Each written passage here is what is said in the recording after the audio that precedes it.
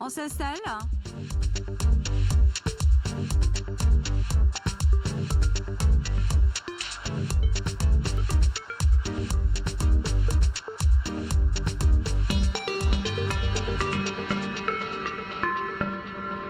Eh bien, rebonjour, bonjour. Merci d'être toujours aussi nombreux avec nous pour nous accompagner sur ces deux dernières tables rondes de notre sixième édition. La sixième édition du Forum européen de bioéthique avec un sujet pas simple, un sujet qu'un médecin a souhaité que nous mettions dans ce programme, et c'est Israël Nizan, sur ce qu'on a intitulé les ambiguïtés sexuelles. Qui décide ? Pour en parler avec nous, alors nous avons un plateau qui réunit à la fois des praticiens, des médecins, juristes, etc. Je vais les laisser se présenter. Michel Weil en premier. Michel Weil, néonatologiste au CHU de Strasbourg depuis de nombreuses années. Laurence Brunet, vous avez normalement chacune un micro. Pas de problème. Oui. Donc Laurence Brunet, je suis juriste, je suis rattachée à un centre de recherche à l'université à Paris, mais je travaille surtout au centre d'éthique clinique de l'hôpital Cochin, et c'est peut-être à ce titre aujourd'hui que je suis ici, mais j'en parlerai plus tard. Oui, tout à fait. Et puis Vincent Guyot. Alors Vincent Guyot, c'est par Facebook que vous vous êtes manifesté à nous, que nous nous sommes parlé et que vous êtes là aujourd'hui. En plus avec une remise en cause de ce que nous faisons sur ce sujet-là, de la manière dont nous l'avons intitulé, et nous allons justement vous écouter là-dessus. Mais je vous laisse d'abord vous présenter, en précisant que d'autres personnes vous accompagnent pour la prise de parole. On passera tout à l'heure, dans 3/4 d'heure à peu près. Je vous laisse vous présenter, Vincent Guyot. Oui, je suis sociologue du genre, mais je ne suis pas là seulement à ce titre. Je suis aussi l'une des premières personnes françaises, intersexes, à avoir été torturée et mutilée par la médecine. Et je suis aussi la première personne mutilée, torturée, à avoir pris la parole et à dire qu'il faut que ça s'arrête. Il faudra qu'on l'explique ça, parce qu'on en a un petit peu parlé par téléphone. Vous m'avez envoyé un texte que nous publierons aussi après cette table ronde, c'est-à-dire la semaine prochaine. J'aimerais bien que vous nous expliquiez tout ça. On vous écoute. François Beckmer, chirurgien pédiatre ici à Strasbourg. Oui. Je termine le tour. Donc moi, je m'appelle Muriel Salle, je suis historienne et j'ai consacré une partie de ma thèse de doctorat à ce qu'au XIXe siècle, on désignait sous le terme d'hermaphrodisme. Et du coup, ce sera l'occasion peut-être de dire que les normes sont historiquement situées. Voilà. C'est ça, avec une autre considération, un autre regard, totalement différent d'une autre. Vincent Guyot, moi j'ai envie qu'on commence par vous. C'est-à-dire que vous nous expliquiez ce dont il s'agit, de quoi nous parlons exactement. Après, nous irons sur le terrain de l'analyse des avis des uns et des autres. Quand on parle d'intersexe, c'est quoi ? Est-ce qu'il s'agit d'une malformation ? Est-ce qu'il s'agit d'autre chose ? De quoi parlons-nous exactement ? Oui, c'est terrifiant quand on est concerné d'entendre tous ces termes péjoratifs d'anomalie, d'ambiguïté, de malformation, et je vous renverrai ça. Et d'ailleurs, c'est ça qui vous a horrifié dans bien sûr, et dans ce que nous avons écrit. Je vous renverrai tout ça à la face en disant c'est vous qui êtes mal formé, ambigu, surtout ambigu vis-à-vis de nous. Les intersexes, ce sont les personnes qui naissent pas pleinement mâles, pas pleinement femelles. Et la société sexiste, hétéropatriarcale et surtout homophobe et transphobe, et surtout les médecins, les juristes ont décidé qu'il y avait une taille des organes génitaux et que donc si on ne rentrait pas dans la taille, il fallait les mutiler. C'est un crime, c'est considéré par l'ONU comme une torture, c'est pour le Conseil de l'Europe des mutilations, mais malgré tout, encore aujourd'hui en France, il y a des médecins, on en a là, qui 5 fois par jour en France mutilent des nourrissons au nom de la taille d'un clitoris ou d'un pénis. Muriel Salle, on a eu des époques où on n'était pas obligé de mutiler, vous disiez, les hermaphrodites naissaient avec d'autres corps. On avait une autre considération à notre regard, preuve que les normes se déplacent quand même aussi avec le temps et les sociétés. Oui, c'est peut-être un des avantages de la médecine du 19e, c'est qu'elle n'a pas les moyens techniques de ces interventions. Et du coup, moi, j'irais assez largement dans le sens de ce que dit Vincent Guyot, notamment sur l'usage des termes, parce qu'il est question effectivement dans la présentation d'ambiguïté sexuelle. Bon, ça mérite quand même de... Vous auriez mis quoi, par exemple, vous qui connaissez bien le sujet ? Vous l'auriez écrit comment? Je crois que le terme consacré, et je pense que Vincent sera d'accord avec moi, c'est le terme d'intersexualité. Et c'est ce qu'il faut d'abord comprendre, je crois, c'est que c'est tous les termes qu'on utilise là, et ils ne sont pas tant révélateurs des réalités qu'on désigne que de ceux qui les utilisent et du type de regard qu'on porte. C'est notre imaginaire de la différence des sexes qu'on diffuse en parlant de malformation, en parlant d'ambiguïté, et c'est pas la réalité de ce qu'on observe. Voilà. Et quand on parle de malformation, d'ambiguïté, on se réfère à des standards, et Vincent l'a bien dit, ces standards, c'est les normes corporelles. Et donc vous dites, vous auriez écrit quel terme, pardonnez-moi? On parle d'intersexualité. En tout cas, ce terme-là, il existe depuis 1931 dans les dictionnaires de médecine. Donc, dans les dictionnaires de médecine. Ouais. D'accord. Et auprès d'un public non averti, vous auriez dit par exemple? Je pense justement que c'est important de diffuser les bons mots pour désigner les choses auprès d'un public non averti. Donc c'est bien parce que l'occasion du coup nous en est donnée. Tout à fait. Voilà. Après au 19e on dit hermaphrodite. Oui. Mais pour la peine, ce terme-là, il est largement vieilli, même s'il fait des références. Alors vous disiez tout à l'heure, heureusement la médecine n'avait pas les moyens au 19e siècle. Non, mais... J'aimerais bien que vous nous en disiez un peu plus, c'est-à-dire. Je dis ça donc parce on n'avait pas à intervenir, on n'avait pas à décider, à choisir, à intervenir et à mutiler. En tout cas, la médecine n'a pas les moyens d'intervenir chirurgicalement avant la deuxième moitié du 19e siècle, pour ce que j'en vois dans les archives. Ce qui ne veut pas dire que les médecins ne se sentent pas légitimes à intervenir par ailleurs, parce qu'il y a beaucoup d'autres manières d'assigner un sexe que la voie chirurgicale. Mais d'ailleurs, c'est intéressant de voir comment, avant de s'en prendre au corps, on intervenait sur un certain nombre d'autres signes extérieurs d'appartenance, et que ça peut être aussi normatif et aussi violent.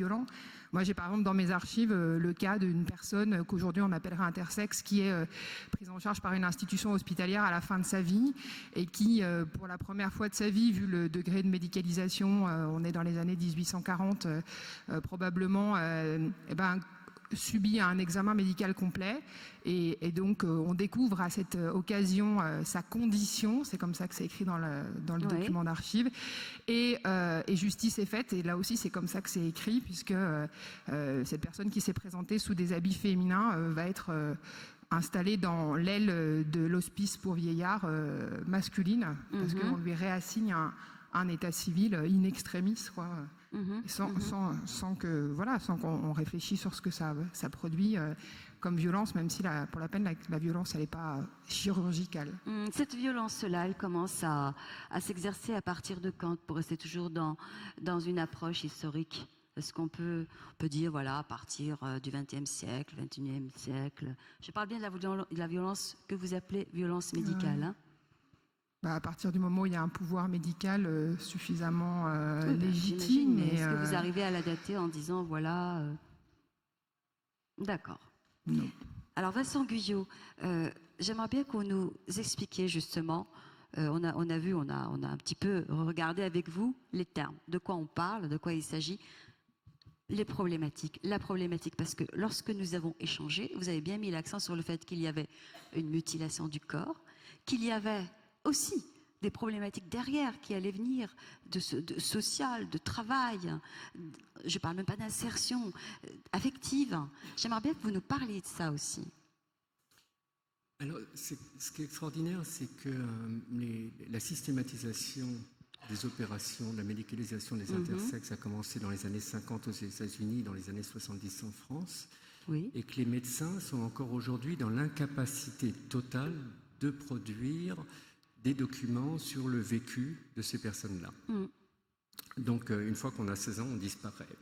Alors, on disparaît parce que bon nombre d'entre nous se suicident, et j'ai encore eu à porter le suicide d'une jeune personne intersexe il y a quelques semaines à Nantes. On ne sait pas le pourcentage, mais c'est énorme. Et puis, il y a les rescapés. Et les rescapés ne sont pas rentrés dans l'humanité et n'ont accès à aucun droit.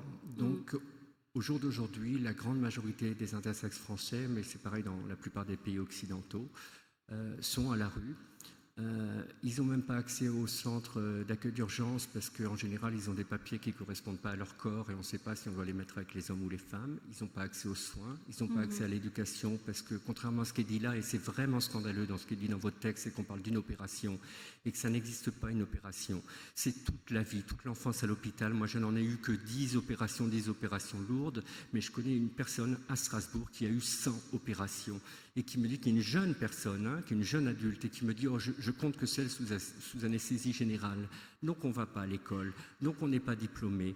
On a en permanence des problèmes de santé qui sont produits par les vulnérations et du coup, on n'a même pas accès aux emplois de base. Moi, j'étais ouvrier agricole, par exemple. Pourtant, je suis d'une famille très bourgeoise. Mes frères et sœurs ont tous fait des thèses. Ils ont des ils sont chefs de service, avocats, profs, etc. Moi, je suis ouvrier agricole. À 50 balais, ça fait déjà des années que je ne peux plus travailler parce que le corps ne suit plus. Parce que quand on est castré dans la petite enfance, quand on est mutilé, forcément, le corps, il ne suit pas. Donc il y a un problème de marginalisation extrême des jeunes intersexes et un taux d'addiction, un taux de prise de risque, un taux de sexe de survie et un taux de suicide qui est complètement hallucinant sans qu'il n'y ait aucune étude puisqu'on n'existe pas. Là, on vient d'intervenir auprès de l'INSEE.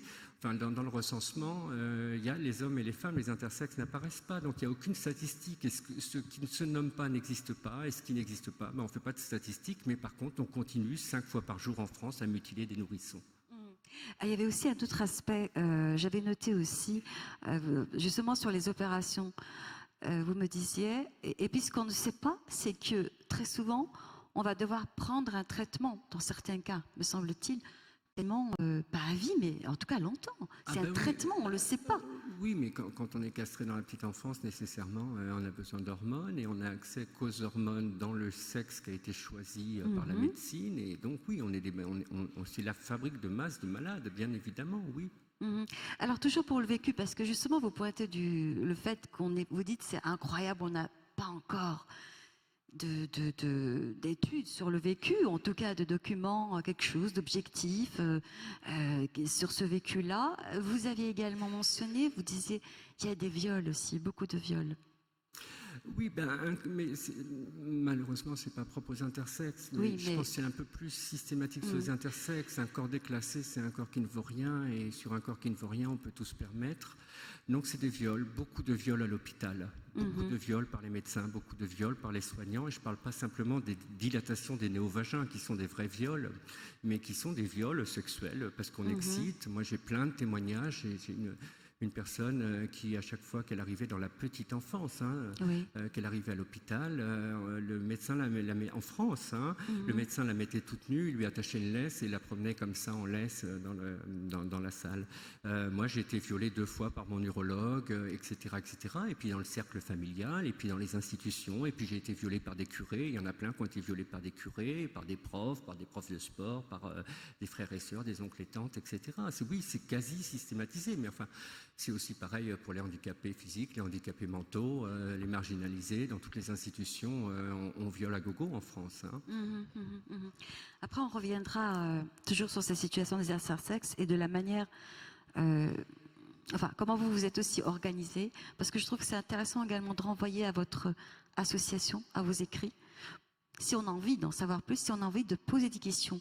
Je me souviens aussi, israélisant, c'était l'année dernière, une personne s'est levée dans le public et nous a dit, il y a ce sujet-là à mettre en débat. Même le CCNE n'en parle pas. Je ne sais pas si tu te rappelles. Voilà. Et je pense qu'il y a effectivement un besoin d'information. Alors, donc on parle de ces situations-là. On va peut-être un peu écouter les médecins via la question de comment ça se décide, qui décide.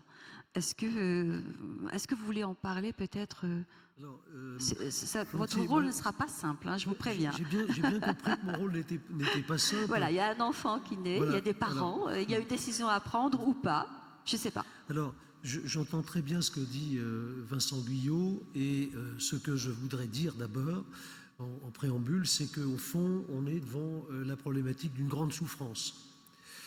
Et on ne peut pas dire actuellement, bien sûr, je comprends très bien ce qu'il a vécu et je comprends très bien ce qu'il dit, mais lorsque l'on parle de violence et de pouvoir médical, Actuellement, le médecin qui s'engage, il a l'impression d'être surtout un peu de bouc émissaire de certaines situations, et il a beaucoup de difficultés, et on analyse avec beaucoup, on prend beaucoup de temps, je voudrais quand même le dire, ça, c'est très important, on passe des heures à réfléchir, à discuter de problèmes d'éthique, et on se pose des questions sur tout ce que l'on fait. Alors, on a quitté, il n'y a pas très très longtemps, le domaine de la médecine paternaliste, où on décidait de tout pour tout le monde. Je crois que maintenant, on est beaucoup plus dans ce qu'on appelle, lorsqu'il est convenu d'appeler le respect du principe d'autonomie, et il nous arrive très souvent, lors d'une consultation, au décours d'une consultation, de finalement d'avoir réalisé une simple information, et ça, cette information, on peut la faire, je vous expliquerai tout à l'heure, on y reviendra, à propos de l'intersexe, mais, et c'est tout, et on dit, ben voilà, vous avez les éléments de la réflexion, on est à votre disposition pour en reparler, et cette aventure-là commence dès la période prénatale avec Israël Nizan, avec toutes les personnes qui sont impliquées dans le diagnostic prénatal. On passe par cette phase-là. Alors, on n'est plus du tout, je pense, dans cette médecine que vous décrivez, qui est terrifiante, qui me fait mal autant qu'à vous.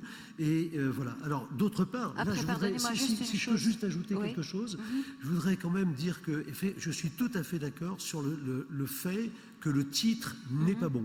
Alors je me suis dit, ce titre, il est provocateur, il est fait exprès pour qu'on réagisse, et je ne savais pas à l'époque que Vincent Guyot serait là, mais justement, ils ont réagi, ils ont dit, voilà, ça nous concerne, on veut être à la tribune, bien évidemment. Tout à fait, et j'adhère tout à fait avec ce que dit Vincent Guyot, le titre est très mauvais.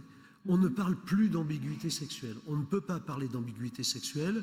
On parle d'abord dans la littérature scientifique de désordre du développement sexuel, ou en français d'anomalie du développement sexuel. On ne peut pas contester qu'il y a quelque chose de différent d'avec. Donc on appelle comme cela cette différence, et ce terme ambiguïté était profondément, entre guillemets, dégradant, mais pas de guillemets même.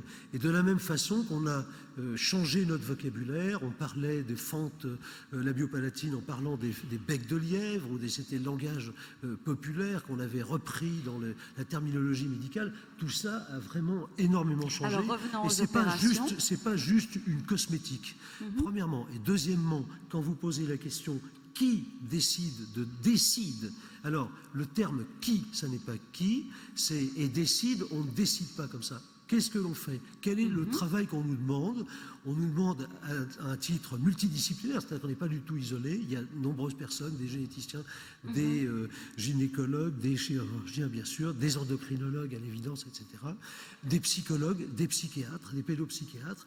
Eh bien, on essaye de rassembler les arguments pour essayer de comprendre ce que l'on voit, ce que l'on observe, et pour essayer ensuite d'induire une proposition que l'on va discuter, présenter et discuter aux parents dans un contexte culturel parfois bien particulier, etc. Et dernier point avant que vous me repreniez la parole, mais c'est très important, quand vous dites qu'il n'y a pas de vécu raconté, vous avez ici sur Strasbourg une personne remarquable qui s'appelle Mélanie Jacot, qui est détentrice d'une thèse de psychologie et qui a fait un travail remarquable sur le devenir. En plus, c'est des dossiers anciens, etc., donc traités comme vous les racontez, Vincent Guyot. Et c'est le devenir des intersexes XY vivants, ayant été assignés dans un rôle sociétal, disons, de femme. Voilà. Et donc ça existe. Et quand on part de ce qu'elle nous dit, eh bien, on a à l'évidence d'autres textes. Il faut les chercher. Ils sont rares. On est tout à fait d'accord. Mais c'est ce travail, d'une manière beaucoup plus générale, que nous faisons actuellement dans tous les cadres de centres de référence. Et il existe un centre de référence à Lyon sur le sujet, avec notamment Pierre Mourican. Tous les centres de référence font ce travail de que deviennent les patients, d'une manière générale, que deviennent les patients qu'on a traités, et qu'est-ce qu'ils deviennent à l'âge adulte, au fond, est-ce que ce que l'on a fait, est-ce que ce que l'on continue de faire parfois, pas toujours, est-ce que c'est bien ou pas bien? Alors, non, monsieur, c'est pas vrai, monsieur. Attendez, on se calme. Vous allez avoir la parole. On ne va pas se parler comme ça. Voilà. C'est pas du tout la tradition du Forum européen de bioéthique. Que cela soit très clair. Oui, Vincent. On peut pas On ne peut pas laisser dire ça. Déjà, il n'y a pas à intervenir. Nos organes génitaux sont ce qu'ils sont, mais ils sont fonctionnels au sens de l'érotisation. Et intervenir dessus, c'est nous interdire d'avoir accès à la sexualité. Première chose. Deuxième chose, c'est un crime, c'est une torture. Vous n'avez pas à pérorer pendant des siècles sur le sexe des anges, vous n'avez pas à toucher à nos sexes. Troisième chose, il y a 15 jours, le comité des droits des enfants de l'ONU a demandé expressément au gouvernement français de dissoudre les 3 centres DSD dont vous parlez, d'abroger les protocoles DSD. Vous devez arrêter. Est-ce que je peux répondre ou pas? On va laisser. Oui, Michel Weil. La parole. Moi, je ne suis pas chirurgienne, je suis simplement médecin, néonatologiste, donc j'ai je fais peut-être un diagnostic de sexe différent du sexe habituel, tout simplement. Et je participe à la discussion sans en être un acteur. La première chose à dire, c'est que les médecins sont le reflet d'une société. Peut-être quand j'ai fait médecine il y a une 40aine d'années, c'était une société extrêmement normative où on classait, c'est vrai qu'on était tous classés en petites filles, petits garçons, petites filles on était toutes en rose, les petits garçons étaient tous en bleu, et c'est vrai que la naissance d'un enfant qui n'était pas tout à fait comme les enfants classiques tout simplement, était évidemment un événement très compliqué pour l'équipe, très compliqué pour les parents. C'est un mot qu'on n'a pas encore prononcé ici, c'est le mot des parents. Et que donc, on avait effectivement aussi, Laurence.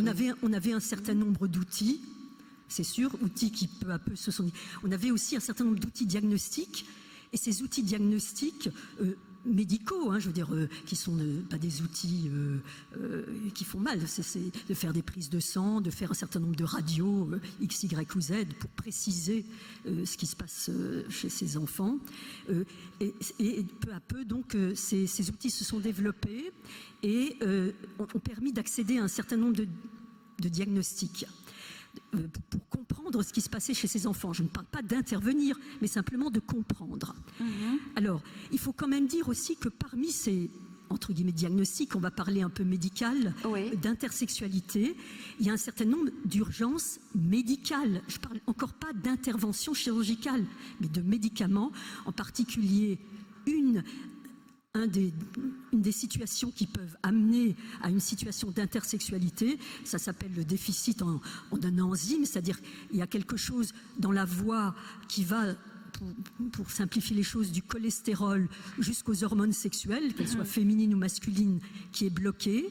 Et dans ce cas-là, qui est un cas assez fréquent, il faut absolument faire un diagnostic très rapide, parce que si on ne donne pas tout simplement des corticoïdes aux nouveau-nés qui naissent, ces enfants vont mourir de déshydratation. Donc ça, c'est quand même une chose à savoir, c'est que la médecine, certes, elle fait beaucoup de dégâts, et elle en a fait dans ce sujet. Je suis tout à fait d'accord, parce qu'on progresse avec la société, on progresse avec nos résultats, mais elle a aussi permis à ces enfants de vivre dans un certain nombre de cas. Tout simplement. Il faut savoir que ce déficit-là est maintenant diagnostiqué chez tous les enfants qui naissent en France, dans le petit test de quelques gouttes de sang qu'on prend maintenant aux nouveau-nés, pour terminer cette discussion-là. Alors, on a progressé, et effectivement, on a sûrement commis de très grosses erreurs. Et pourquoi on a commis ces erreurs? C'est pas parce que la médecine est forcément castratrice, elle l'est peut-être, mais c'était probablement dans un souci de bien faire.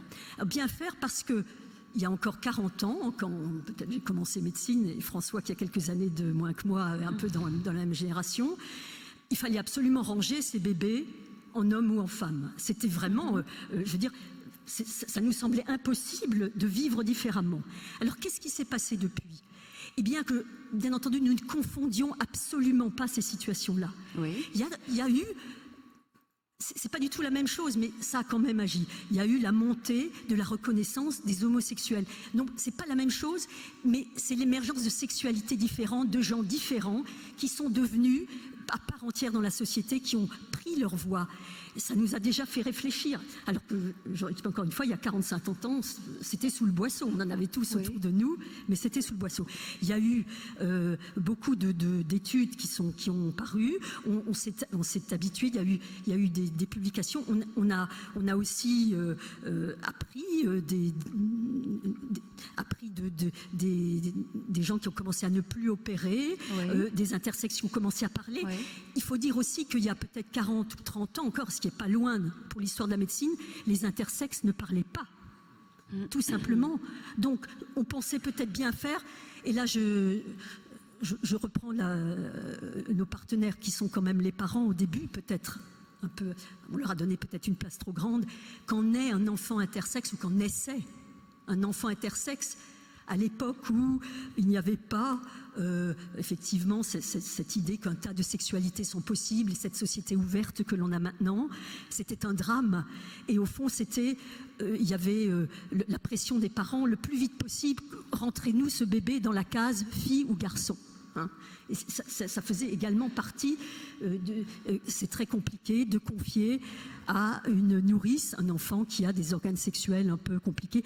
Les enfants entre eux à l'école, c'est très compliqué aussi. Enfin, vous voyez la pression qu'ils pouvaient avoir. Donc le corps médical n'est pas le seul.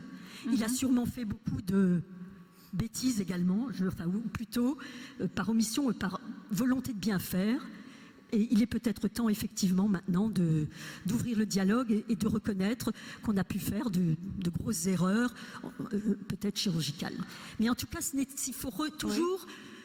replonger ce qui a été fait dans un cadre sociétal. Oui, et ça j'aimerais bien juste entendre Laurence Brunet, puis de reprendre aussi avec Vincent Guyot. Laurence, sur ce rapport aux parents, et puis le rapport aux médecins et aux juridiques. Mais prends peut-être déjà le rapport aux parents, oui.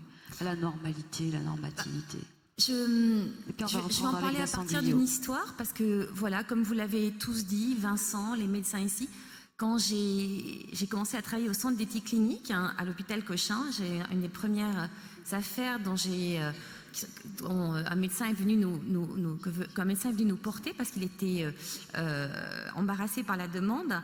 C'était donc une question d'enfants intersexes et j'en avais jamais entendu parler. Voilà, je fais du droit, je travaille sur les trans depuis assez longtemps et donc j'en avais jamais entendu parler parce que je me suis aperçue que, et c'est exactement ce qui ressemblait, ils étaient invisibles. Donc même en travaillant sur justement des personnes qui sont le droit, le juriste et casuiste, ils travaillent toujours sur des choses qui sont un peu pas comme le reste, pour essayer de faire émerger justement ce qui en découle et quels sont les fondements vraiment profonds d'une société, en particulier en matière de droits des personnes. Voilà, j'étais totalement démunie. Pour moi, c'était quelque chose d'invisible. Et on a compris pourquoi ces personnes sont invisibles. Bien sûr, dans cette demande, c'était donc deux jeunes. Le médecin était embarrassé puisque c'était deux jeunes femmes magnifiques adolescentes que j'ai rencontrées et c'était des enfants intersexes. Et heureusement pour elles, personne s'en était aperçu avant qu'elles aient l'une 14 ans et l'autre 16 ans. Et donc, à l'occasion d'une auscultation pour une gastro, le médecin de famille s'était aperçu qu'il y avait des choses bizarres dans leur ventre, donc des boules dont on ne savait pas très bien ce que c'était. Bon, bref, les parents découvrent assez rapidement qu'en fait ce sont des gonades qui sont restées à l'intérieur de l'abdomen et les parents demandent... Oui, des gonades, on peut dire des gonades? Non, mais bon, des couilles, voilà, des couilles qui sont... Voilà, et donc, voilà, et les parents... Les médecins ne peuvent pas dire qu'il y a des filles avec des couilles et des garçons avec des vagins. Bon. Au bout d'un moment, ça va, quoi, disons les choses. Mais je le dis, le fond du problème est là. Attends, laisse-moi parler, Vincent. C'est qu'on parle de cul, mais les juristes et les médecins sont incapables de parler de cul. Pourquoi il faut parler cul? Attends. Je termine. Vous avez le temps. Ce n'est que dans la bourgeoisie qu'on ne connaît pas les intersexes. Parce que moi, je vous dis, j'habite à la campagne. Les Veaux-Free Martins, les coqs qui deviennent des poules, etc. Tout le monde connaît les intersexes. On n'a pas de problème avec les intersexes. C'est une certaine élite qui est au-dessus de ça et qui a tout éludé et qui dit « Oh, tout d'un coup, ça existe ». Mais bordel de merde, des intersexes non mutilés qui ont bien vécu, moi j'en connais plein, ceux qui sont nés quelques années avant moi, ils ont une insertion sociale professionnelle et ils baisent, merde. D'accord. Voilà, donc merci pour cette précision. Donc justement, Il fallait mettre des mots clairs. effectivement, ils existent et c'est très dommageable et c'est très déplorable, Non, mais c'est catastrophique. à travers ton exemple, Laurence, tu voulais arriver Voilà, à je quoi? voulais arriver au fait que les Surtout à parents quoi? étaient, pourtant Oui. ces jeunes filles vivaient bien, faisaient des études, D'accord, tout se elles faisaient passait des très bien, études. et les parents étaient tellement désemparés qu'ils ont effectivement demandé et fait pression pour que les couilles soient donc amputées, Oh, Laurence. enlevées de leurs enfants. Et donc, voilà, j'ai pris la mesure effectivement du désarroi des parents et de la difficulté pour eux, parce que personne n'en parle, parce que personne ne les accompagne, d'accepter cette situation. Et donc, voilà, j'ai du coup un peu travaillé sur ces sujets-là. Et moi aussi, je m'inscris en faux par rapport à ce qui est dit des pratiques médicales. Ce que moi, j'ai constaté aujourd'hui, je ne suis pas médecin, je ne suis que juriste. Je vois un peu ce qui se passe dans les hôpitaux parce que des gens viennent me poser des questions compliquées. J'ai quand même constaté que la plupart du temps, bien sûr, les parents sont complètement désemparés. Mais le problème, c'est qu'ils vont s'en remettre au médecin. Et c'est le médecin qui va proposer, vous l'avez dit, ils font une proposition. D'accord. On va se poser des questions, mais la plupart du temps, le médecin pense que c'est à lui de faire l'intérêt de l'enfant contre lui-même. Et ça, c'est quand même la difficulté. Et je crois qu'aujourd'hui, malgré tout ce qui a été dit, les précautions que M. Besmer a précisé, on continue de manière assez générale, et j'ai eu un autre cas dont je parlerai peut-être après, Oui. à intervenir massivement. On n'a pas besoin de tout dire. Non, en mais ce 10 qui est minutes, important, c'est que si, Ouais. je vais insister sur un cas, c'est que même aujourd'hui, parce que je l'ai rencontré, donc Ok. je parle d'un cas, même quand les parents François Beckmer. veulent attendre, même lorsque les parents ont le souci de laisser l'enfant choisir, de laisser du temps au temps pour intervenir peut-être plus tard. On sait très bien que ces opérations, Vincent l'a dit, c'est pas une opération, c'est pas une intervention, c'est à vie. Même quand les parents sont justement dans l'écoute et dans l'attente et se dire je vais laisser l'enfant choisir, eh bien dans le cas concret dont j'ai été saisie, eh bien les médecins, et c'était leur mot, ont dit que finalement ils avaient fait pression sur la mère jusqu'à ce qu'elle accepte. Et pas simplement parce qu'ils voulaient faire le bien de l'enfant contre finalement l'avis des parents. Donc je pense que les pratiques sont quand même encore extrêmement, massivement dans une seule direction, et que même quand les parents sont à l'écoute de leur bébé, même quand ils sont désemparés, mais qu'ils sont à l'écoute et qui veulent D'accord, il y laisser a cet enfant, l'influence, j'ai compris. on Ok. les écoute pas. Vincent Guyot, parce que j'aimerais bien aussi donner la parole à la salle. Très rapidement, nous avons été saisis d'un cas, c'est peut-être le même cas. Un enfant né en 2000, c'est sa maman qui s'aperçoit qu'il est différent, qui le dit au médecin. Les médecins veulent absolument l'opérer. La maman refuse.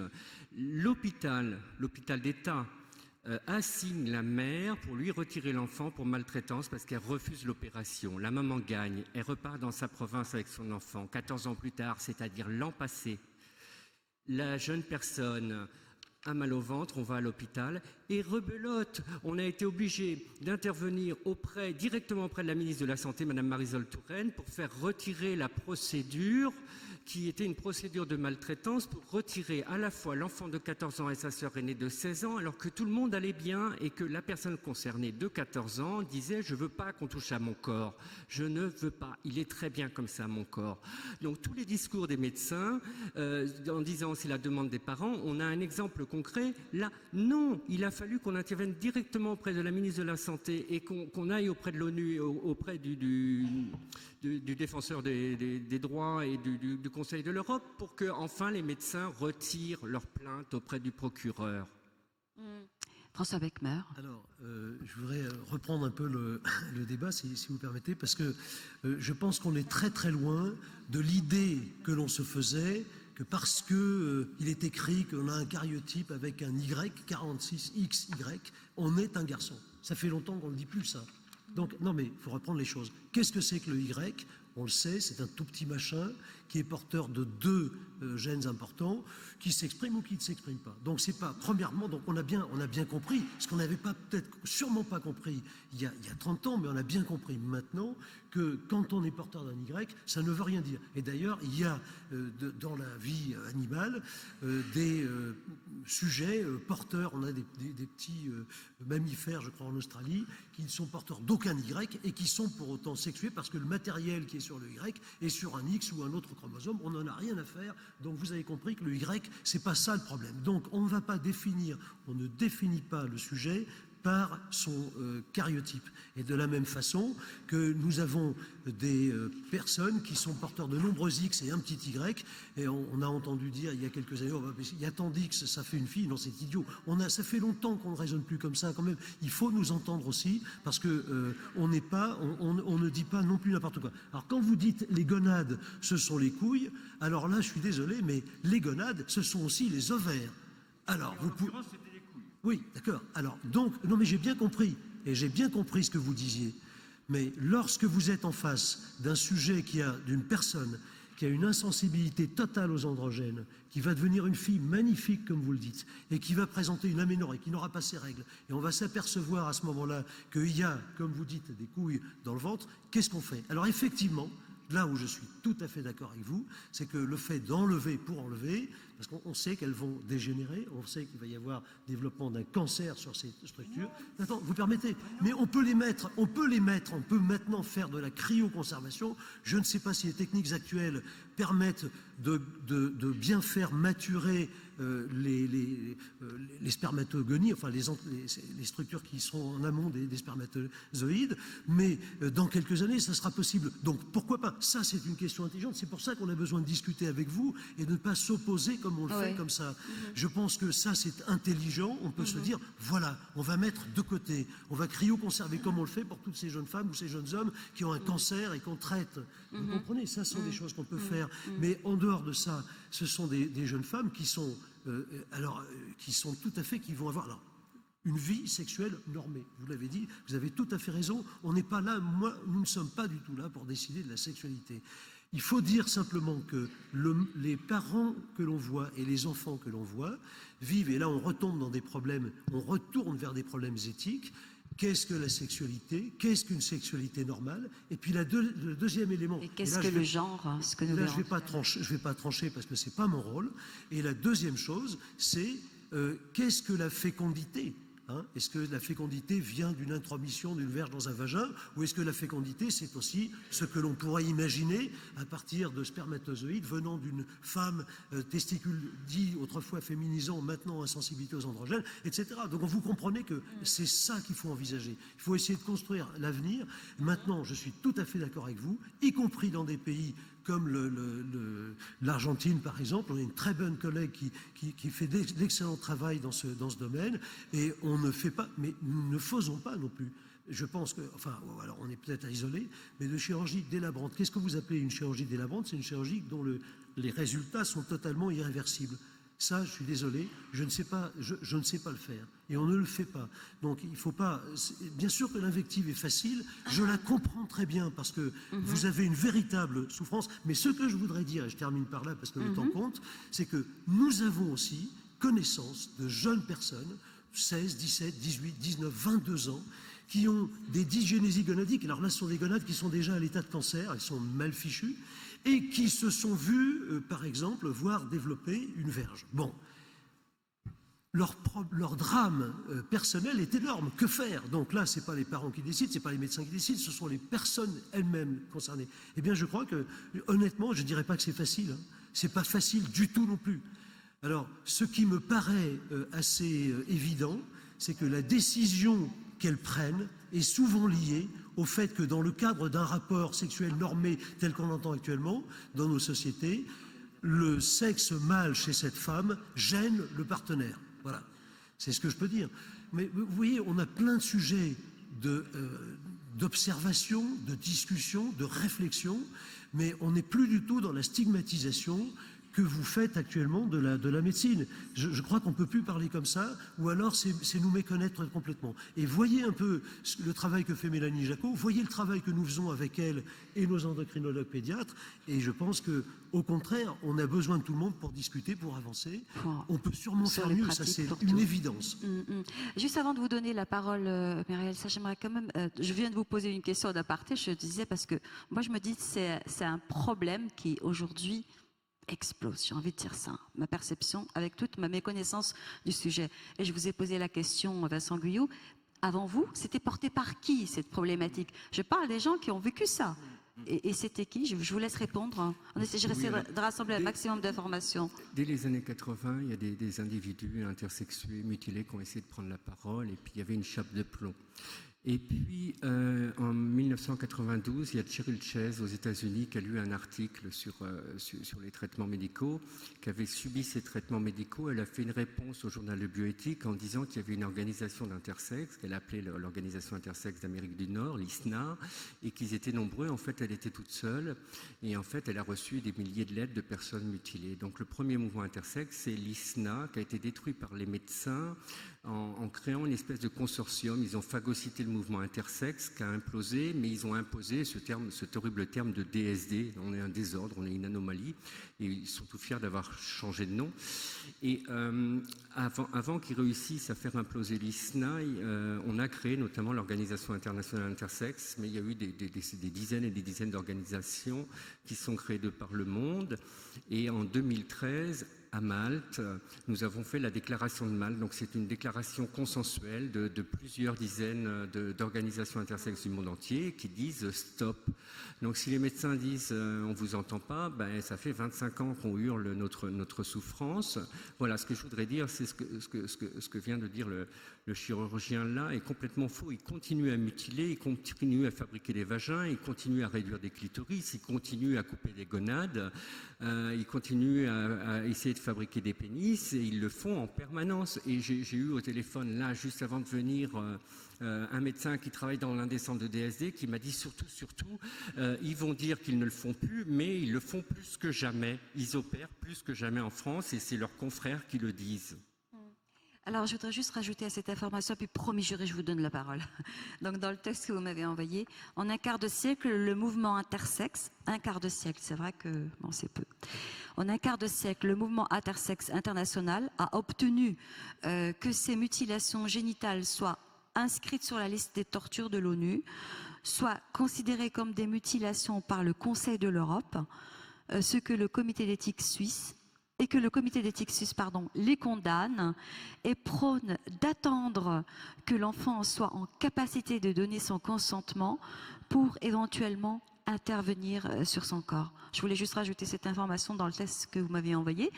Marielle Salon, vous écoutez, puis vraiment là, il faut que je passe la parole à la salle. Je serai très brève, peut-être pour ramasser un peu les choses, parce que je pense que tout le monde a compris que cette question, c'était une question éthique majeure, et notamment parce que c'est quand même un des rares cas d'intervention médicale sur des corps qu'on pourra qualifier de sains parce que fonctionnels, qui visent à les transformer en corps qui ne sont plus fonctionnels au nom de normes, et que peut-être de normes qui sont culturelles, et que du coup, c'est peut-être pas tant les corps qu'il faut mettre en question que les normes. Donc ça, c'est le premier point. Et les normes, elles sont situées historiquement, et donc bref, on pourra y revenir. Puis la deuxième chose que je voudrais dire, c'est parce que ça a été très justement dit, enfin en tout cas vous avez posé la question de savoir, les intersexes ne parlent pas, nous dites-vous. Moi je crois qu'il faut rajouter, la vraie question qu'il faut se poser, c'est pourquoi les intersexes ne parlent pas, et puis surtout est-ce qu'on est capable de les entendre. Et je voudrais illustrer mon propos en deux dates, parce qu'il y a peut-être un ouvrage que d'aucuns ici connaissent, qui est la publication en 78, ça date un peu, des mémoires d'Herculine Barbin, dites Alexis Nabé, par Michel Foucault. Et c'est les mémoires de ce qu'on appellerait aujourd'hui une personne intersexe. Hein. Oui. Et c'est un morceau, en fait, ces mémoires, d'un mémoire de recherche médico-légale d'un médecin légiste qui s'appelait Ambroise Tardieu en 1866. Et ce qui est notable, c'est qu'entre 1866 et 1978, il s'est passé un truc, c'est que premièrement, on a changé le titre. Oui. Ça s'appelait Question médico-légale sur un cas de vice de conformation de l'appareil génital, et c'est devenu Herculine Barbin. Ça change tout. Et puis, les 110 pages d'expertise médicale ont disparu au profit exclusif du récit de vie d'Herculine. Et c'était en 78. Voilà. Et ce que j'ai envie de dire, du coup, c'est que peut-être il faudrait faire davantage de sciences humaines dans le cadre des études de médecine. Des études de médecine. Et puis, je voudrais aussi renvoyer...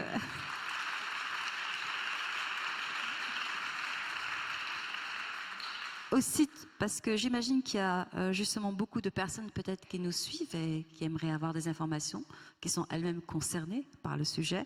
Donc OII, alors je l'appelle OII, francophonie.org, c'est votre site. Allez, on passe dans la salle.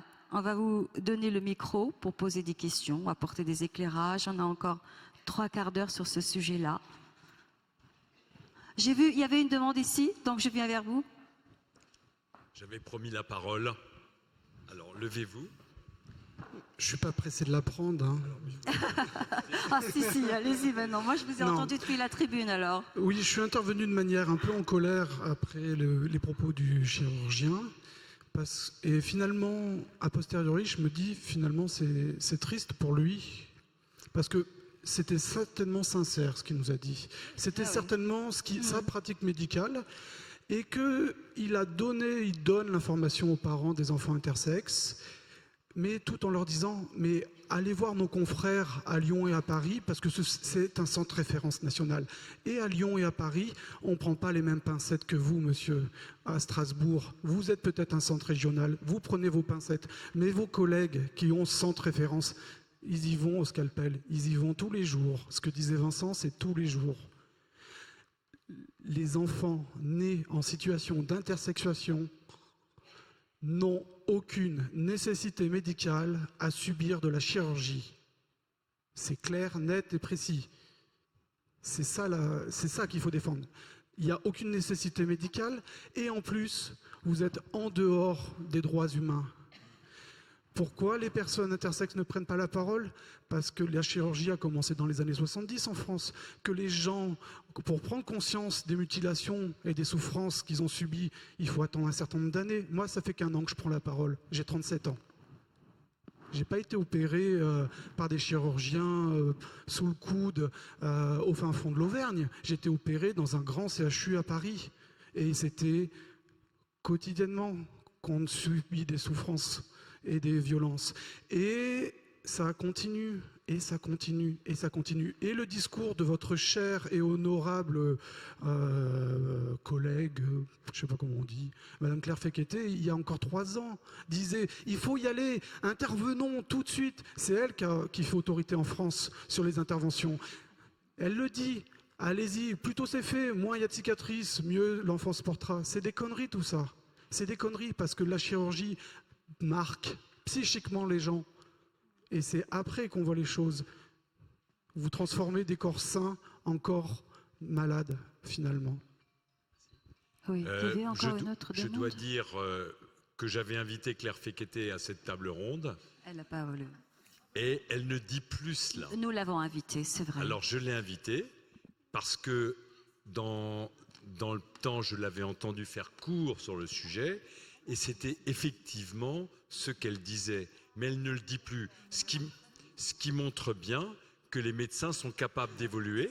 Et d'ailleurs, ils pourront d'autant plus évoluer que tout le monde s'exprimera dans le respect mutuel.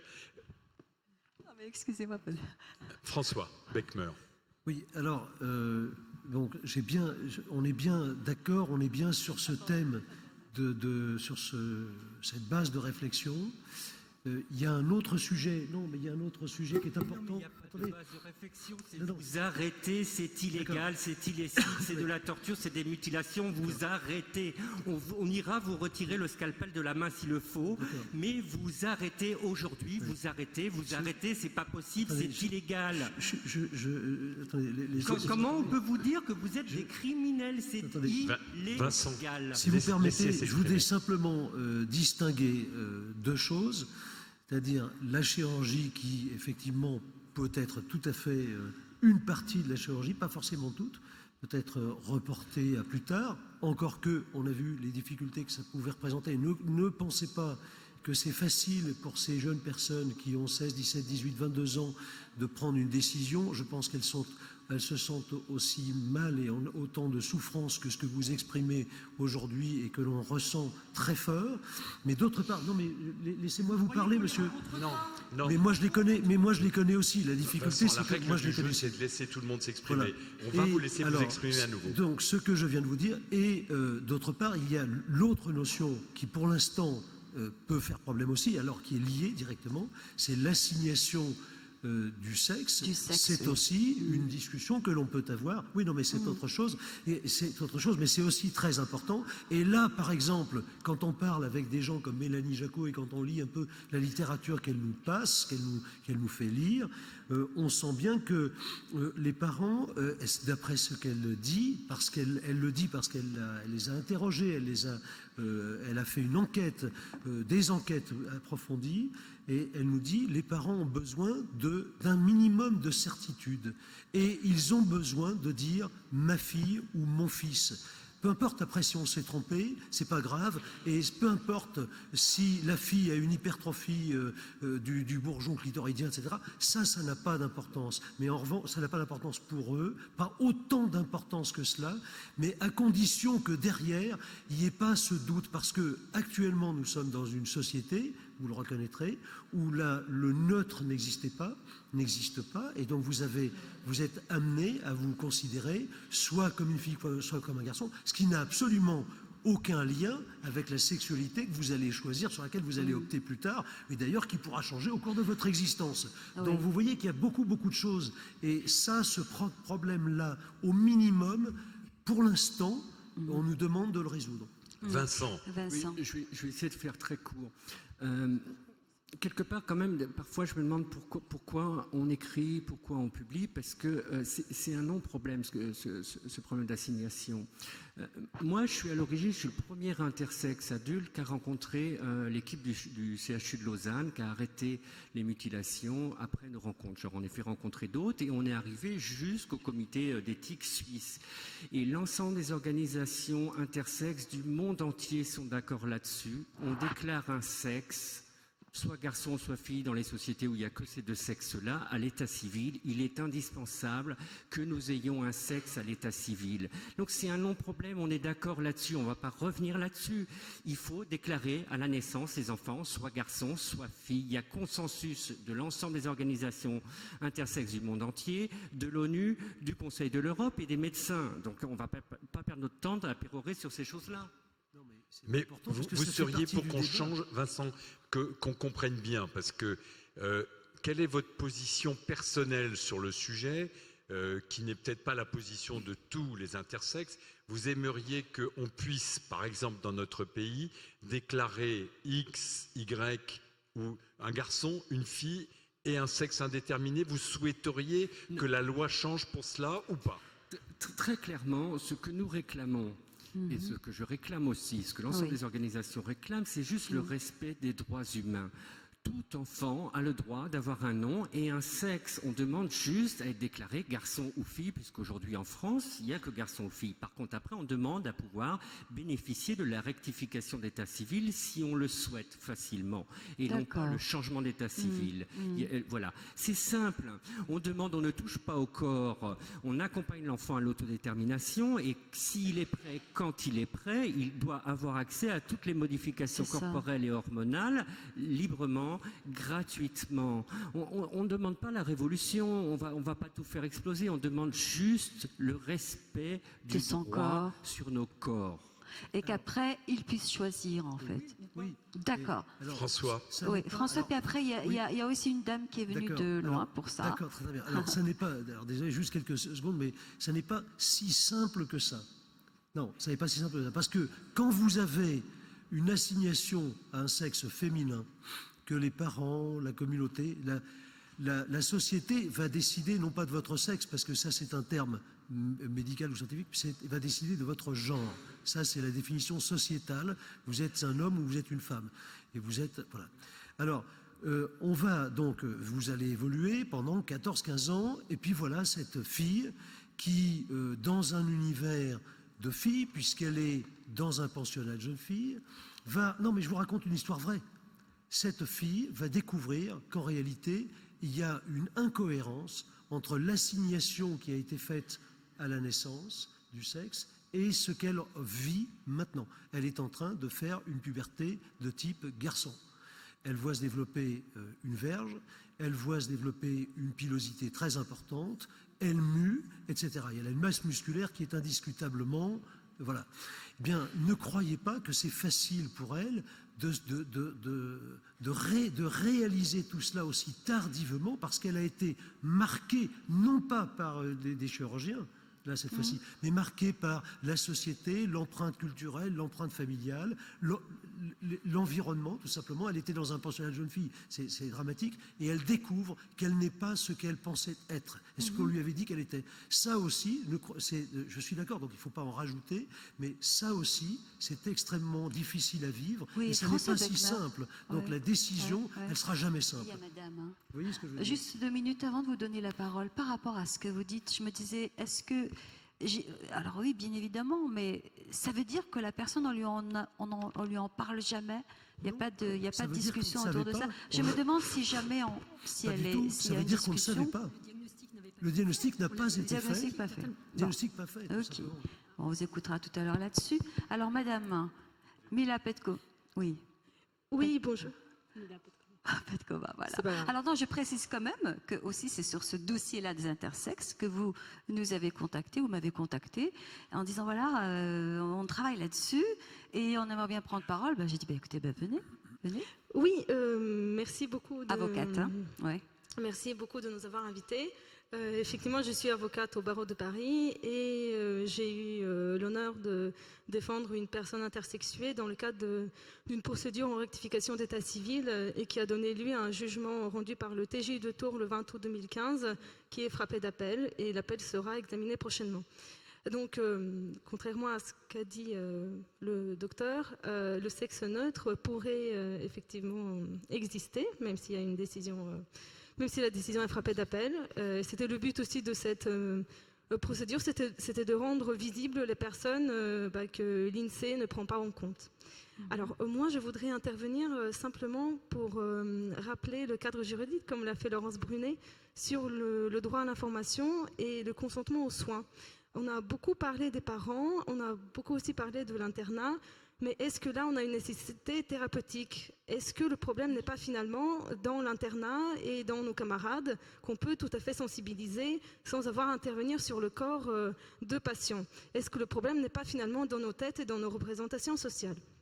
Donc, le titre du sujet aurait pu être intitulé, enfin moi c'est comme ça que je le verrais du point de vue de l'information, est-ce que le professionnel de santé a informé le parent ou le patient de la qualité de vie post-assignation ou n'a-t-il pas, pour des raisons culturelles, sociales, personnelles ou morales, décidé seul de délivrer une information partiale ou partielle pour déterminer, sans considération de l'intérêt de l'enfant, le consentement de parents placés par définition dans une situation d'inégalité. Bon, ça c'est une avocate qui l'écrirait comme ça. Hein. Donc, et puis il faudrait... Mais bon, c'est bien argumenté. Voilà. Donc l'idée pour moi, c'est de montrer que sans consentement, on ne peut pas avoir une intervention médicale licite. Oui. Et si on n'a pas d'intervention médicale licite, on est dans le droit pénal, on est dans le droit civil ou le droit déontologique, administratif, tout ce qu'on veut. Pourquoi? Parce que en droit, il y a ce qu'on appelle l'effet justificatif. Et la nécessité médicale ou thérapeutique, Benjamin Morompuy, je vais en parler sans doute tout à l'heure, c'est notamment le consentement. Des parents, quand on est petit, même si il faut le remettre en cause, ou du patient.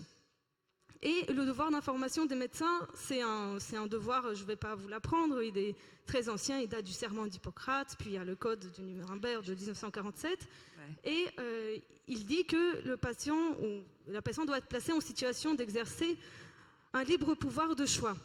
Et c'est le libre pouvoir de choix qui détermine l'autodétermination qui est proclamée par tous les textes. Vincent Guillot l'a dit tout à l'heure, qui est proclamée aussi par les institutions, le rapporteur spécial de l'ONU sur la torture, le commissaire aux droits de l'homme du Conseil de l'Europe, l'Assemblée parlementaire, etc. Donc ça c'est clair. Du point de vue juridique, point de vue international, les choses sont posées. Libre choix du patient, droit à l'autodétermination, qui en l'absence de consentement n'existe pas. Voilà, oui, d'accord. Je vais donner quelques exemples. De la possibilité du sexe neutre, ça aussi. Oui, d'accord. Faut pas l'oublier. Oui, mais le droit à l'information est très important parce qu'on se situe du point de vue des parents. Alors, là où le problème commence, c'est à l'annonce. Et c'est ce que disait Yannick Bastien, qui fait partie de l'OI. Le problème, c'est dans l'annonce. Quand on vous dit à la naissance, mais madame, votre enfant a un problème à la naissance, la mère accouche, bon, c'est difficile quand même. Et si on lui disait à cette dame, félicitations madame, vous venez d'accoucher d'un petit bébé, il est magnifique. Mais c'est là où les choses changent. C'est dans l'annonce. Donc si on commence de manière négative, quelle information objective peut-on donner par la suite? Mais on ne peut pas. Et c'est là où commencent les problèmes. C'est là où le juge va regarder. Et on va voir avec le centre de Lyon, avec Pierre Châtelain, qui a sorti un article en 2015 sur la dexaméthasone. Ça commence même avant la naissance. Bref, ce que je veux dire, c'est que l'information doit être objective. Elle doit porter sur toutes les conséquences dans la vie de la personne post-opération, post-assignation, sur sa qualité de vie. En fait, l'information efficace juridiquement est simplement celle qui permet à la personne de se projeter dans son avenir, qui lui permet de savoir quelles conséquences financières aura sa vie. Est-ce qu'elle devra être bénéficiaire de l'AAH? Est-ce qu'elle sera handicapée un jour? Est-ce qu'elle pourra avoir des relations sexuelles? Est-ce qu'elle devra subir une hormonothérapie pendant toute sa vie, etc., etc. Donc, c'est ça l'information efficace en droit, et c'est ça que le juge va regarder. Je veux donner ensuite quelques citations de situations. Donc, il y en a 4. Faire court, parce que là, on ne plaide pas une affaire. Oui. Hein. Bon, là, il y a d'autres gens qui attendent. D'accord. Alors, je suis désolée. Et j'aimerais bien que vous nous parliez de l'affaire de Tours. Mais je vais en parler tout à l'heure. D'accord, ok. Bon, je fais juste les citations lorsqu'on est dans l'illégalité et ce qu'il ne faut pas faire. Voilà, parce que j'ai encore d'autres demandes. Hein, et on reviendra à vous. Ouais, je vous en prie, allez-y. Alors, et je termine par là. Donc, dans un compte-rendu de consultation qui récapitule les circonstances dans lesquelles avait été mis en place le parcours d'assignation sexuée, on dit... Donc c'est une citation, la famille avait alors simplement reçu un courrier leur disant que le sexe de leur fille était indéterminé et qu'il leur fallait choisir. Le conseil était celui d'opérer pour un sexe féminin à cause des interventions chirurgicales qui seraient ainsi plus facilement réalisables. Il serait souhaitable qu'il n'existe plus dans l'intérêt des parents la moindre ambiguïté dans le sexe de leur enfant afin que la petite XXX soit élevée réellement comme une fille sans aucune attitude d'intersexualité. La féminisation phénotypique me semble actuellement très satisfaisante, bien entendu sans clitoris. Merci.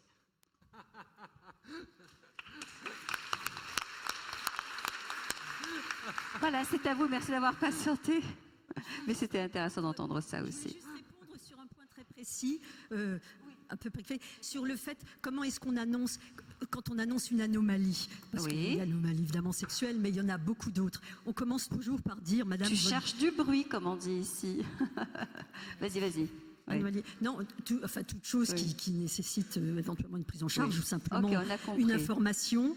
On commence toujours par dire, madame, vous avez un très beau bébé, tout va bien, il respire bien, il va bien, mais voilà, on commence toujours par positiver. C'est le tous les jours de la néonatologie. Hein. Je voulais juste vous dire ça. Maintenant, après, par la suite, il faut d'autres annonces. C'est une première annonce. Voilà. Toujours très attention. Non, après, je vous redonne la parole. J'ai pas envie de prendre la parole parce que je voudrais que vous parliez, mais enfin, le professeur El Golemi, c'est comme ça qu'il s'appelle, à Paris, est très fier de dire à ses confrères du monde entier, moi j'ai trouvé la solution pour que les parents acceptent les opérations. Je mets le bébé tout nu devant les parents et je leur dis, mais regardez, ça ressemble à rien, on peut pas laisser faire ça. C'est aujourd'hui, en France, à Paris, qu'on fait ça sur les enfants intersexes en permanence. Voilà, c'est à vous. Bonjour. Alors déjà sur le terme anomalie, je pense qu'on peut parler de variation. C'est un terme qui est neutre, qui est ni positif ni négatif. On est tous des êtres vivants et en ce sens-là, on a tous des attributs, et des physiques et des organes différents de toute façon. En tant que soignant, je suis amené à rencontrer divers types de personnes, donc je le constate tous les jours. Notamment au niveau génital, il n'y a pas une personne qui a un autre aspect, qui a un aspect, je veux dire, similaire à une autre. On a tous des physiques différents, d'une part. Deuxièmement, quand on parle de clitoris hypertrophié, qu'il faudrait soi-disant diminuer, etc., dans d'autres pays, ça s'appelle de l'excision. Et c'est assimilé à une torture véritablement, alors qu'en France, on parle de correction.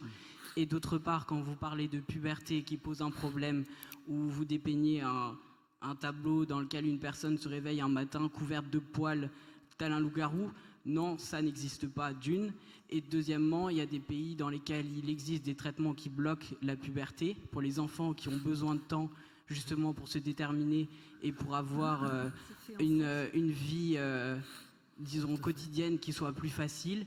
Ça existe, il y a des enfants qui suivent ces traitements qui les suivent sans problème notable pour l'instant. Évidemment, on manque de recul pour les effets à long terme, mais je ne vois pas en quoi le spectre d'une puberté qui arriverait comme ça à un moment donné puisse poser la question de s'il faut ou pas arriver à un consentement de la personne pour une opération ou pour des traitements.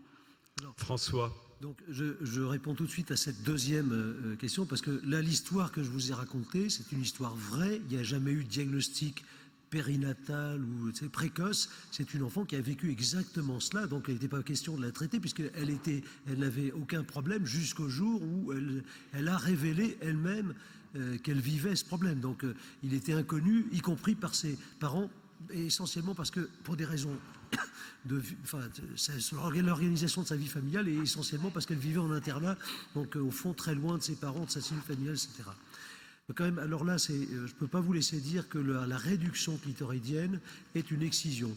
Qu'est-ce qu'un clitoris? Un clitoris, c'est au fond la même chose qu'une verge. Ce sont deux corps caverneux, ça, ce sont des éponges qui servent à agrandir et à rapetisser. C'est comme le périscope, si vous voulez. Et au bout, il y a la structure clitoridienne essentielle, la structure glanulaire, celle qui est innervée, qui est essentielle. Et donc, quand on faisait des réductions clitoridiennes, ce sont des réductions des corps caverneux, c'est-à-dire ces structures qui font grandir et rapetisser la structure, mais on garde, et c'est une intervention qui est faite de manière microchirurgicale, on garde l'innervation et la vascularisation. Non, mais je vous dis exactement ce qui se fait. Hein.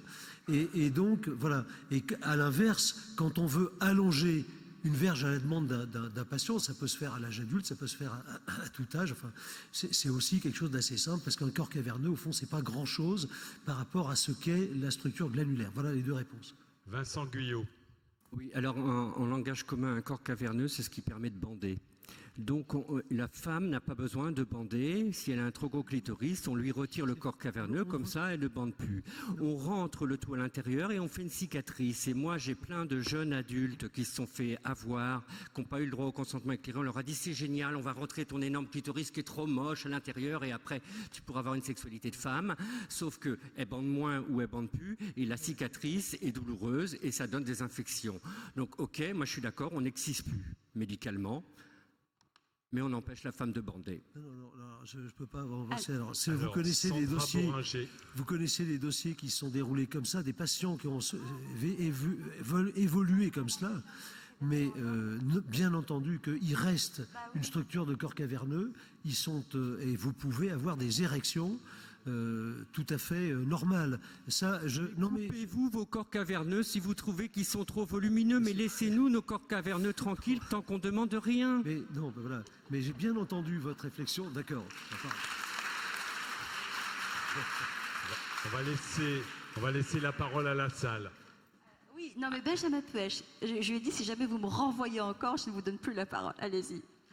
Oui, je voudrais remercier les organisateurs de ce colloque pour avoir parfaitement situé le débat en intitulant ce forum « Le normal et le pathologique ». Parce que je crois que vraiment, pour les personnes intersexuées, cette question se pose avec une parfaite acuité. Il faut savoir qu'en droit, Maître Petkova l'a suggéré tout à l'heure, on ne peut réaliser une atteinte à l'intégrité du corps humain que si on a une nécessité médicale. Donc, si vous n'avez pas de nécessité médicale, l'atteinte à l'intégrité du corps humain est illicite et donc les qualifications de mutilation qui ont été envisagées tout à l'heure, d'actes de torture, sont envisageables. Si en revanche, vous avez une nécessité médicale, là, ça va. Vous avez ce que Maître Petkova a appelé un fait justificatif. La question qui, me semble-t-il, mérite d'être un peu examinée ici, c'est est-ce qu'on a une nécessité médicale ? On a vu entre les personnes de la table ronde un débat, plusieurs médecins invoquant des arguments tenant par exemple à la difficulté qu'il pourrait y avoir à confier l'enfant à une nourrice, à la difficulté que l'enfant pourrait rencontrer dans son milieu scolaire. On a évoqué également les difficultés d'ordre esthétique que pourrait rencontrer l'adolescent à la puberté. Mais est-ce que ce sont des éléments susceptibles de caractériser une nécessité médicale ? Que nous dit le droit à cette question ?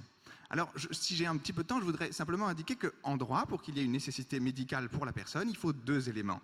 Il faut d'abord le respect d'une certaine finalité, qui est par principe thérapeutique, thérapeutique étant l'opposé de pathologique, donc ce qui n'est pas pathologique est thérapeutique. Donc d'abord, il faut une nécessité thérapeutique et il faut que ça soit nécessaire, proportionné. Corinne, tout à l'heure, dont j'ai oublié le nom de famille, la philosophe, nous a bien indiqué, Perruchon, voilà. Corinne Perruchon nous a bien indiqué, Péluchon nous a indiqué qu'il fallait que l'acte soit proportionné. Donc je voudrais un bref instant qu'on examine si pour les actes médicaux de conformation sexuée, c'est-à-dire ceux par lesquels on fabrique un sexe, je ne parle pas des actes médicaux sur les urgences vitales, car là on est tous d'accord pour dire que quand il y a une urgence vitale, on intervient. Mais pour les actes médicaux de conformation sexuée, est-ce qu'on a une finalité thérapeutique et est-ce qu'on a un acte proportionné ? Peu importe la question du consentement, là encore, parce que même si le patient consent, c'est indifférent. Il faudra tout de même que l'acte soit thérapeutique ou proportionné. Sinon, même si le patient a consenti, le médecin risque la prison. On est d'accord. Voilà. On va faire répondre ? Si vous voulez, je n'ai pas encore vérifié en l'espèce si c'était rempli, mais si vous voulez faire répondre, allez-y. François. Alors ça, c'est vraiment, c'est effectivement tout. Ça marche pour l'instant. Alors c'est effectivement, pardon. Excusez-moi, je voulais juste. Vous avez dit, on ne sait pas si ça marche pour l'instant. On n'a pas examiné ensemble les conditions. Ok. Voilà. Alors, je crois qu'effectivement, c'est extrêmement difficile de répondre parce que, alors, deux petits exemples. On a des garçons qui viennent nous voir ils sont dodus, ils sont en surpoids, etc. Et la verge est complètement enlisée. On parlait tout à l'heure de périscope. C'est une demande qui nous vient de plus en plus souvent et à laquelle on n'adhère pas. Pas comme ça, en tout cas, et qui est de dire, ben voilà, je voudrais bien que ma verge soit plus grande parce qu'on me fait suer toute la journée. C'est un peu le même problème que pour les oreilles décollées, etc. Voilà.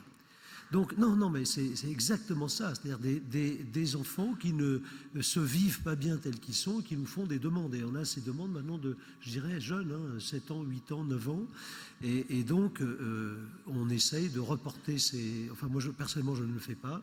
Et j'essaie de faire réfléchir la famille et l'enfant, de reprendre confiance en lui, qu'après tout, avec une petite verge, on peut vivre aussi bien qu'avec une grande verge, que peut-être son obésité ou son surpoids est en jeu, etc. etc.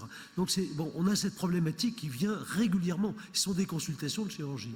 Et puis, on a l'autre problématique qui est celle de l'intolérance totale du regard des autres, parce que là, ici, dans ce contexte, c'est super parce qu'on discute, on entend des propos intéressants, etc.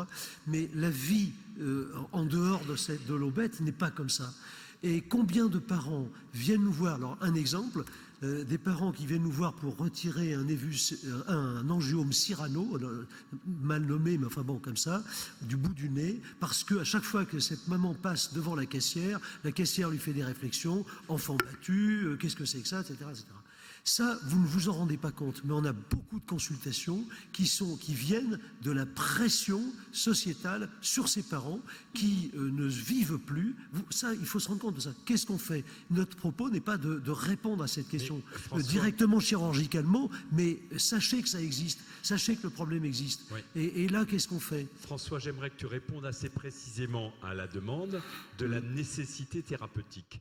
Elle existe peut-être sur certaines gonades. Sur certaines gonades, digénétiques, il n'y a pas de doute que dans les digénésies gonadiques qu'on a opérées tardivement, vers 17-18 ans, on était toujours dans le cas d'un cancer in situ.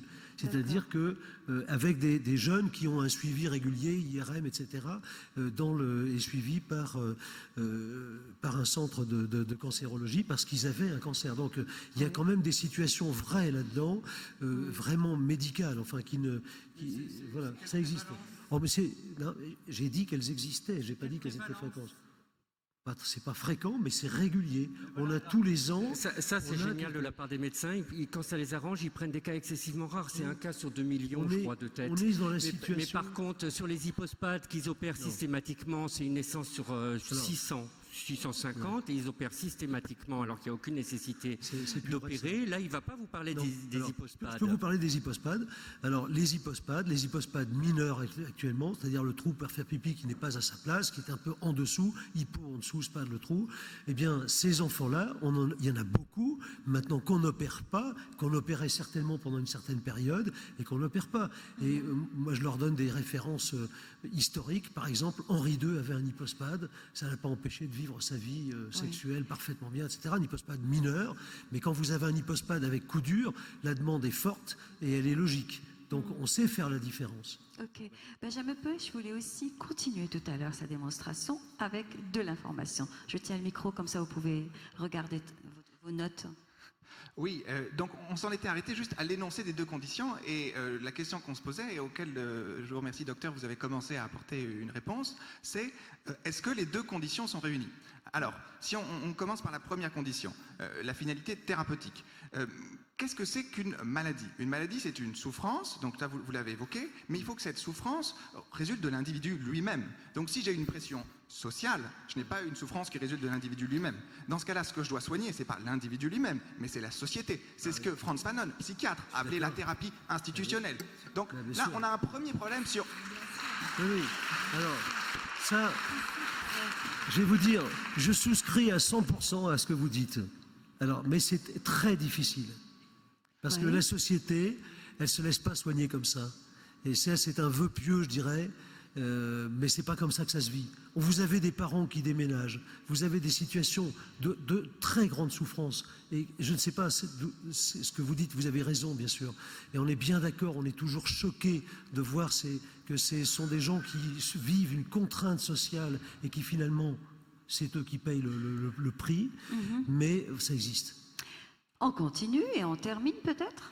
Alors toujours sur la première condition, la finalité thérapeutique, je voudrais simplement citer Pierre Châtelain. Pierre Châtelain est le coordinateur des centres qui traitent ce qu'on appelle, ce que les médecins appellent les DSD. Pierre Châtelain écrit en 2015 que même si c'est très difficile, il faut quand même faire ces actes médicaux de conformation sexuée. Et comment le justifie-t-il? Il le justifie notamment par des arguments tenant à la pression sociale. Donc on a le coordinateur national des centres référents qui traitent les malades qui nous dit qu'on peut soigner pour une raison sociale. Alors, je comprends bien que c'est difficile de résister, je comprends bien qu'ils vont aller voir ailleurs, mais tout ce que je pense les personnes intersexuées demandent, c'est que vous, médecins qui savez qu'il n'y a pas de nécessité médicale, vous n'acceptiez pas ces actes médicaux. Ensuite, sur le deuxième condition, après la finalité thérapeutique, vous me coupez un Nadia quand je suis trop loin. Alors, très bien. Non, mais je vous en D'accord. dans une minute. Alors, merci, Madame Théry. Sur la deuxième condition, la nécessité, on a dit qu'il fallait une proportionnalité. Est-ce que les actes médicaux de conformation sexuée sont proportionnés? Est-ce que le bénéfice attendu est plus important que le risque envisagé? Alors là, on pourrait rentrer dans une discussion très technique parce qu'il faudrait prendre les actes médicaux de conformation sexuée un par un. Mais quelques exemples pour vous montrer tout de même que le raisonnement des médecins, me semble-t-il, sur certains points est biaisé. C'est-à-dire qu'ils ont tendance à survaloriser les avantages en occultant les inconvénients. Et je crois que Maître Petkova a contribué tout à l'heure à le faire apparaître en évoquant le consentement, en disant qu'on n'informe peut-être pas tout le temps sur tout. Donc les inconvénients par rapport aux avantages. Prenons un exemple. Le traitement in utero, c'est-à-dire que vous avez un fœtus, on diagnostique l'intersexuation in utero et on décide, pour prévenir la masculinisation, de faire un traitement à la dexaméthasone. Vous avez un article de Tardy-Guidolet, 2015, dans une revue française, par une équipe française, qui nous explique que, bien qu'une équipe suédoise ait arrêté de faire un protocole de recherche sur le traitement à la dexaméthasone, parce qu'il leur semblait que les effets secondaires étaient considérables, qu'en outre, les personnes qu'on traitait n'étaient pas toujours intersexuées, eh bien, malgré cela, l'équipe française vous indique qu'on va continuer à faire le traitement à la dexaméthasone, alors qu'on sait que les personnes traitées ne sont pas toutes intersexuées, alors qu'on sait que le risque de maladie cardiovasculaire après ces traitements est considérablement augmenté. Donc, un exemple parmi d'autres sur des fœtus in utero. On pourrait en prendre d'autres, par exemple la fabrication d'une cavité vaginale où on n'a plus la sensibilité. Il y a de très nombreux inconvénients qui, me semble-t-il, impliquent qu'il n'y a plus de proportionnalité. Et dernièrement, et je vous laisse la parole, qui apprécie la proportionnalité? Moi, je la distribue. Qui apprécie... Oui, mais vous êtes la détentrice de la parole, vous la distribuez après. Qui définit si c'est proportionnel? Est-ce que vous ne pensez pas que la personne intersexuée elle-même doit être en mesure d'affecter des coefficients en disant « Ah, cet avantage-là, c'est plus important pour moi que cet inconvénient-là » Est-ce que vous ne pensez pas que c'est à la personne elle-même? Et bien, que nous dit l'article 16-3 du Code civil? Il nous dit « nécessité médicale pour la personne ». Pour la personne. Et donc, à partir de là, tant que la personne ne peut pas parler, il ne peut pas y avoir de jugement honnête de la proportionnalité. Pour le fœtus, jusqu'à présent, il ne parlait pas. Le fœtus, jusqu'à présent, il ne parlait pas. Or, il s'agit de prévenir l'apparition d'une anomalie. Et ce n'est pas parce qu'un article, quelque part, a dit la dexaméthasone, c'est pas bien, que toute la littérature sur le sujet le dit. La littérature sur le sujet dit le contraire pour l'instant. Et donc, on ne peut pas discuter avec le fœtus de la proportionnalité, de mettre ou non de la dexaméthasone. Même Non, pas mais avec les parents. C'est 8 fœtus sur 10 traités à la dexaméthasone qui n'étaient pas intersexués. Pourquoi on donne de la dexaméthasone? Pour éviter de faire, c'est écrit dans la littérature médicale, des tomboys, des femmes viriles, des lesbiennes. C'est écrit comme ça dans la littérature, ils emploient le terme de tomboy. C'est un problème de société fondamental, c'est un scandale majeur. Ça fait 30 ans qu'on donne en France de la dexaméthasone à des femmes enceintes pour féminiser des fœtus présupposés intersexués, sans autorisation de mise sur le marché, et on proroge de 7 ans ou 5 ans, je ne sais plus, financé par le gouvernement français cette étude, sans aller revoir les enfants qui sont devenus adultes. Ils sont où ces enfants? Qu'est-ce qu'ils sont devenus les enfants, les fœtus qui ont été traités il y a 30 ans? On ne sait pas, et on va refinancer une étude pour voir encore pendant 7 ans, pour recommencer à faire des enfants cardiaques, à faire des enfants débiles, à faire des mères qui ont des problèmes de santé, dont 8 fœtus sur 10 n'étaient même pas concernés. Sandra Boringer. Merci. Vincent Guyot me semble avoir défini parfaitement le diagnostic. Nous sommes dans une société qui dispose de 2 cases dans l'état civil et actuellement on préfère couper les corps que de changer les cases. Nous sommes dans une société qui catégorise les individus entre hommes et femmes et les normes sociales pèsent encore lourdement sur les personnes qui ne rentrent pas exactement dans ces configurations, et les personnes intersexes sont les victimes de cette rigidité, mais pas uniquement, hein. Toutes les personnes qui ne rentrent pas, qui ne sont pas comme... Qu'est-ce qu'un vrai homme, qui ne sont pas véritablement une femme féminine? Qu'est-ce que cela veut dire? On a vu avec Muriel que les normes esthétiques changent avec le temps. Donc une société qui pèse lourdement sur les personnes qui ne rentrent pas dans les cases. Alors ma question est la suivante. Qu'est-ce qui fait que l'on tienne tant à ces cases? Notre vie quotidienne nous prouve bien que ce n'est pas uniquement des organes génitaux qui déterminent notre destin. Énormément d'autres critères rentrent dans notre vie et heureusement, hein, les rencontres, l'expérience, la formation, etc., etc. Donc ma question est la suivante. N'est-il pas pathologique de tenir obsessionnellement à cette différenciation? Muriel Salles. Et vous allez y répondre, Sandra. Sandra Boringer elle-même va y répondre tout à l'heure. Muriel Salles. Je voudrais simplement répondre en parlant un très bref instant du médecin à qui j'ai consacré ma thèse, qui s'appelle le docteur Alexandre Lacassagne, qui est assez connu parce que c'est un grand médecin légiste. Et c'est un médecin qui exerce pour l'essentiel à la Belle Époque et il publie en 1883 un article un article médical qui paraît dans les revues médicales, dans lequel il plaide.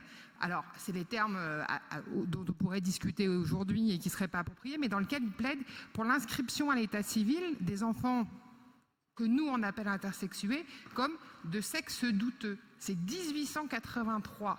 Donc, ça fait un moment que, et là pour la peine, c'était un médecin, et il avait envisagé qu'on puisse faire davantage qu'avec 2 cases. C'est pas douteux, mais pour un mec de 1883, c'est déjà pas si mal, quoi. Pas mal, oui. Ça, c'est la première chose. Ensuite, il y a quelque chose qui a été très bien dit par quelqu'un du public, et Sandra renchérit, et je crois qu'il faut le dire avec force, c'est qu'en fait, on parle ici de sexe biologique, et que jamais on entend dire ce que disent aujourd'hui un certain nombre de chercheurs et de chercheuses qui travaillent sur ces questions-là, qui est que le sexe biologique est un trait biologique complexe, que le mécanisme de sexuation d'un organisme, c'est complexe, c'est au niveau des chromosomes, c'est au niveau des hormones, c'est au niveau des gonades, bref, c'est complexe.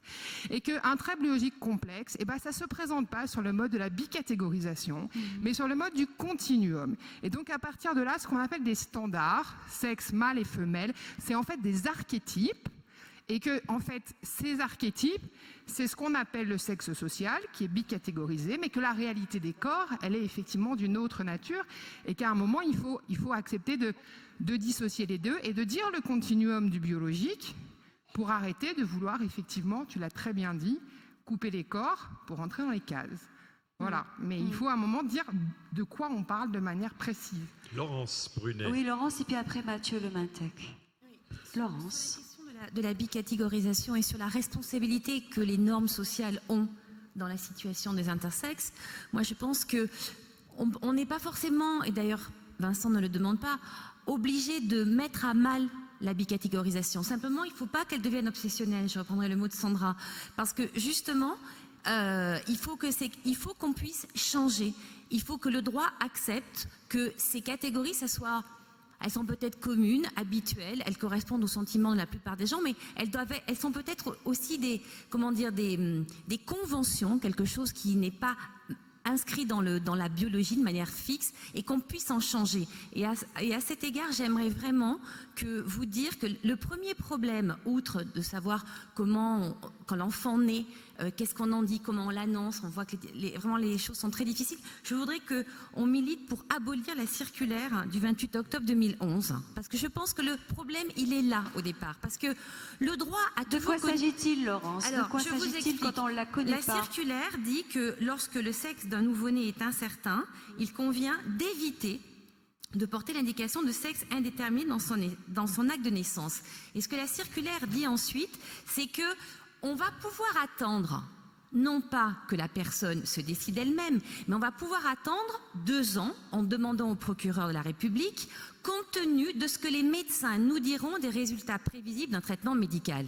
Et voilà, il est bien là le problème, c'est que le droit, en quelque sorte, délègue, le droit qui connaît les fictions, qui sait bien que l'identité, c'est du conventionnel. Et bien là, le droit, dans cette petite circulaire, un texte infralégislatif qui pourrait très bien être contesté dans ses effets, et bien cette circulaire nous dit que, voilà, c'est bien aux médecins, on renvoie aux médecins le pouvoir de décider et que finalement, on ne peut pas mettre sexe indéterminé et que si on le met, on demande qu'il y ait un vide, on ne prononce jamais sexe indéterminé, on laisse simplement le vide sous réserve que le médecin intervienne. Donc c'est le droit qui pousse aussi dans cette circulaire le médecin à intervenir sur les corps et de manière irréversible, en oubliant que voilà, ces catégories, c'est quand même quelque chose, non pas de fictif, puisque ça correspond au sentiment de 99% de la population, mais c'est conventionnel, on peut en changer, et on doit pouvoir en changer facilement. Voilà. Alors, tout à fait d'accord. Juste un petit mot. Juste un petit mot, c'est très important, mais je ne peux pas laisser le mot « le droit vous donne le pouvoir ». Non, le droit nous impose de devoir. C'est pas un pouvoir. Je suis désolé, on n'a aucun pouvoir ici actuellement. C'est pas ça. Alors juste une petite chose en plus. On ne tient pas du tout compte parce que là on discute. Bon.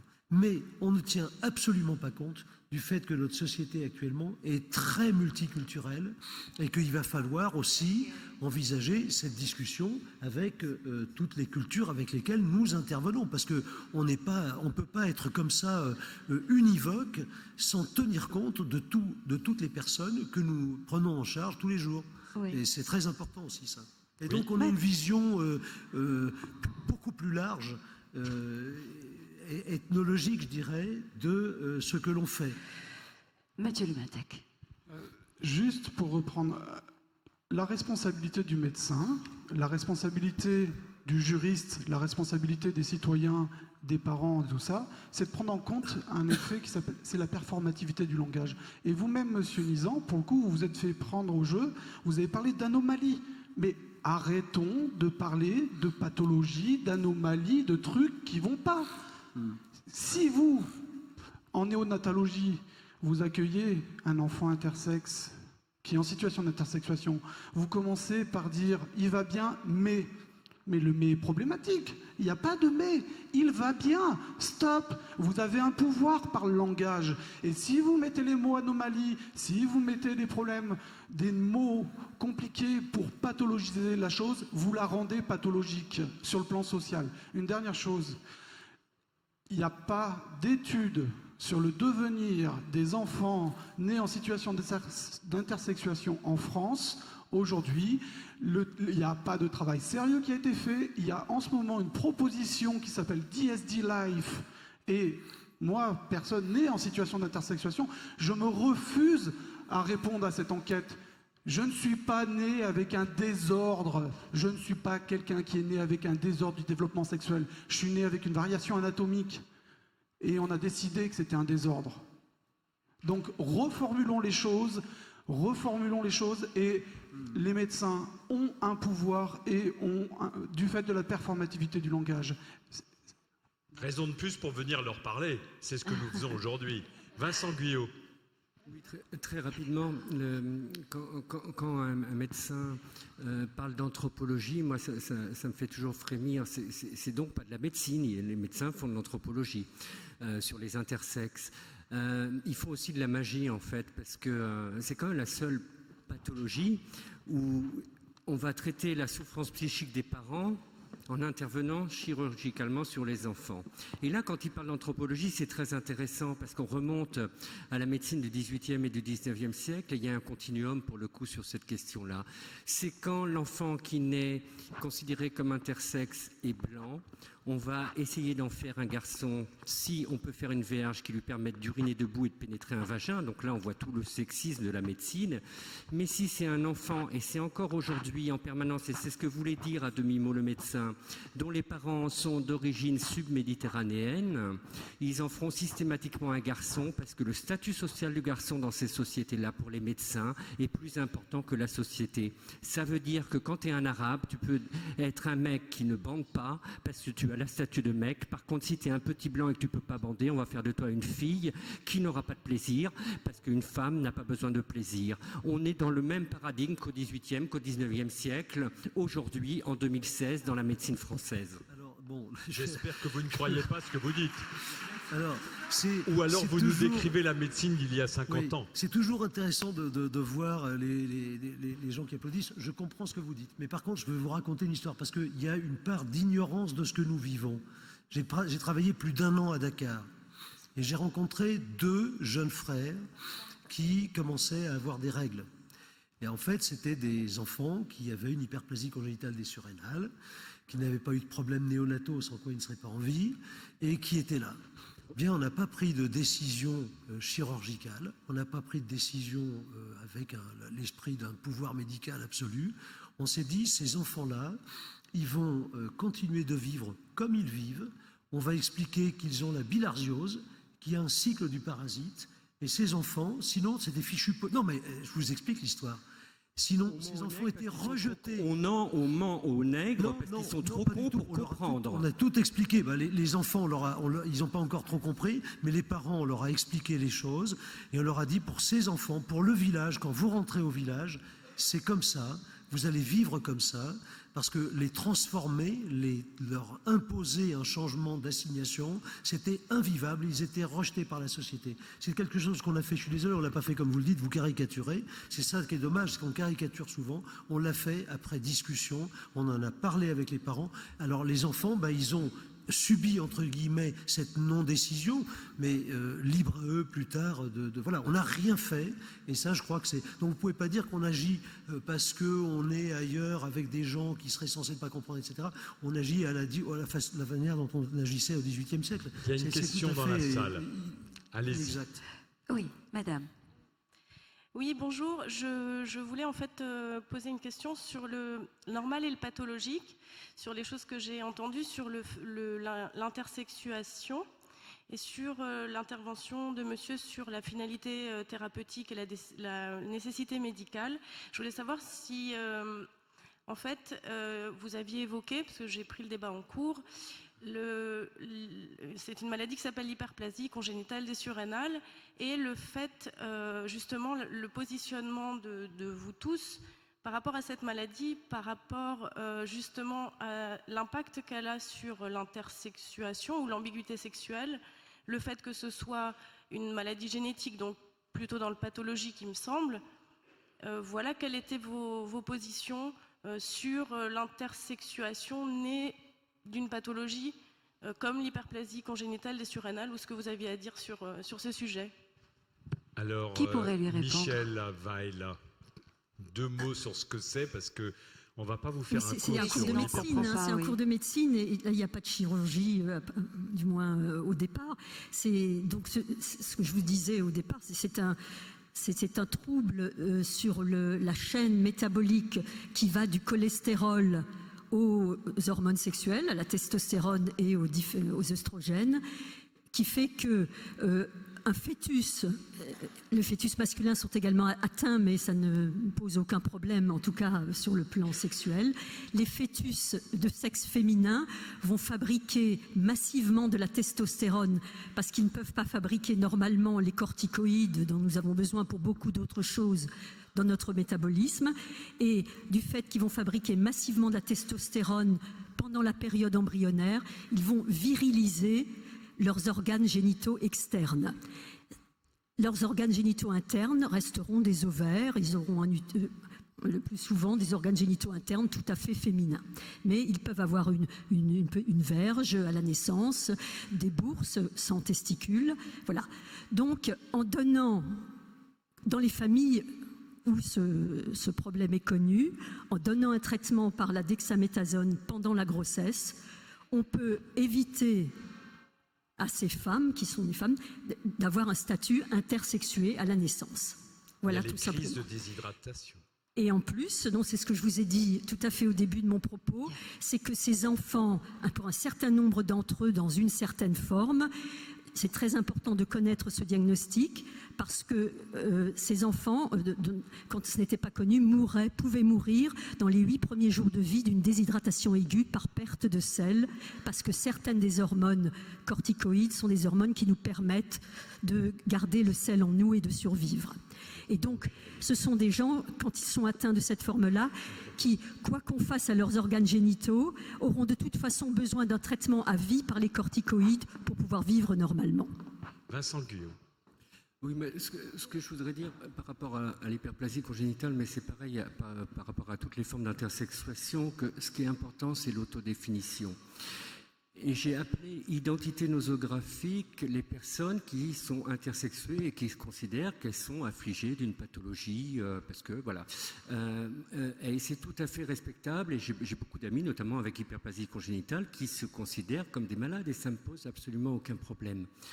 Par contre, j'ai aussi beaucoup d'amis qui ont été gravement médicalisés du fait de l'hyperplasie congénitale des surrénales et qui se trouvent très bien en femme masculine avec une bite. Et vous imaginez tout le bonheur qu'on a d'avoir à la fois un vagin et une bite, ça nous donne plein de possibilités et c'est pas forcément l'horreur et l'anathème. Donc ce qui est important, c'est l'autodétermination de la personne, c'est ce qu'on veut faire de son corps. Et si on est une femme avec hyperplasie congénitale et surrénale et qu'on a une identité nosographique qui est tout à fait valide, eh bien on se fait soigner, on se fait suivre, on se fait épiler au laser, on prend tous les médicaments, les hormones féminisantes, etc. Ça ne pose pas de problème. Le problème, c'est la capture de nos vies par le biopouvoir. Mais il n'y a pas de souci, il n'y a pas de souci. C'est pareil pour les Klinefelter, les personnes nées XXY, il y en a une grande part de cette catégorie-là qui s'est organisée en communauté avec une identité très forte de Klinefelter. Nous sommes des hommes avec un Klinefelter. Soit, c'est très bien, moi j'ai pas de souci. Par contre, il faut qu'on garde notre libre arbitre. Alors, moi j'ai bien entendu ça, et pour terminer, j'ai une proposition à vous faire. Parce que la médecine évolue, et nous évoluons. Pourquoi ? Parce que la société évolue et puis que surtout, on vient nous dire des choses. Or aujourd'hui, merci Vincent Guyot, merci d'autres personnes, vous nous avez fait un cadeau immense et pas seulement à nous. Vous êtes venus nous dire non seulement votre souffrance, mais ce qui ne va pas. Et ma proposition est la suivante, et j'aurais bien aimé que vous réagissiez les uns et les autres sur cette proposition. À la découverte d'une intersexualité, qu'elle soit en prénatal ou en postnatal immédiat, accepteriez-vous qu'une association, par exemple la vôtre, nous délègue dans les grandes villes où ça se produit, et c'est essentiellement les CHU, quelqu'un de votre association qui vienne assister les parents et assister les médecins dans le débat? J'aimerais bien que vous réagissiez à cette proposition. Oui, alors...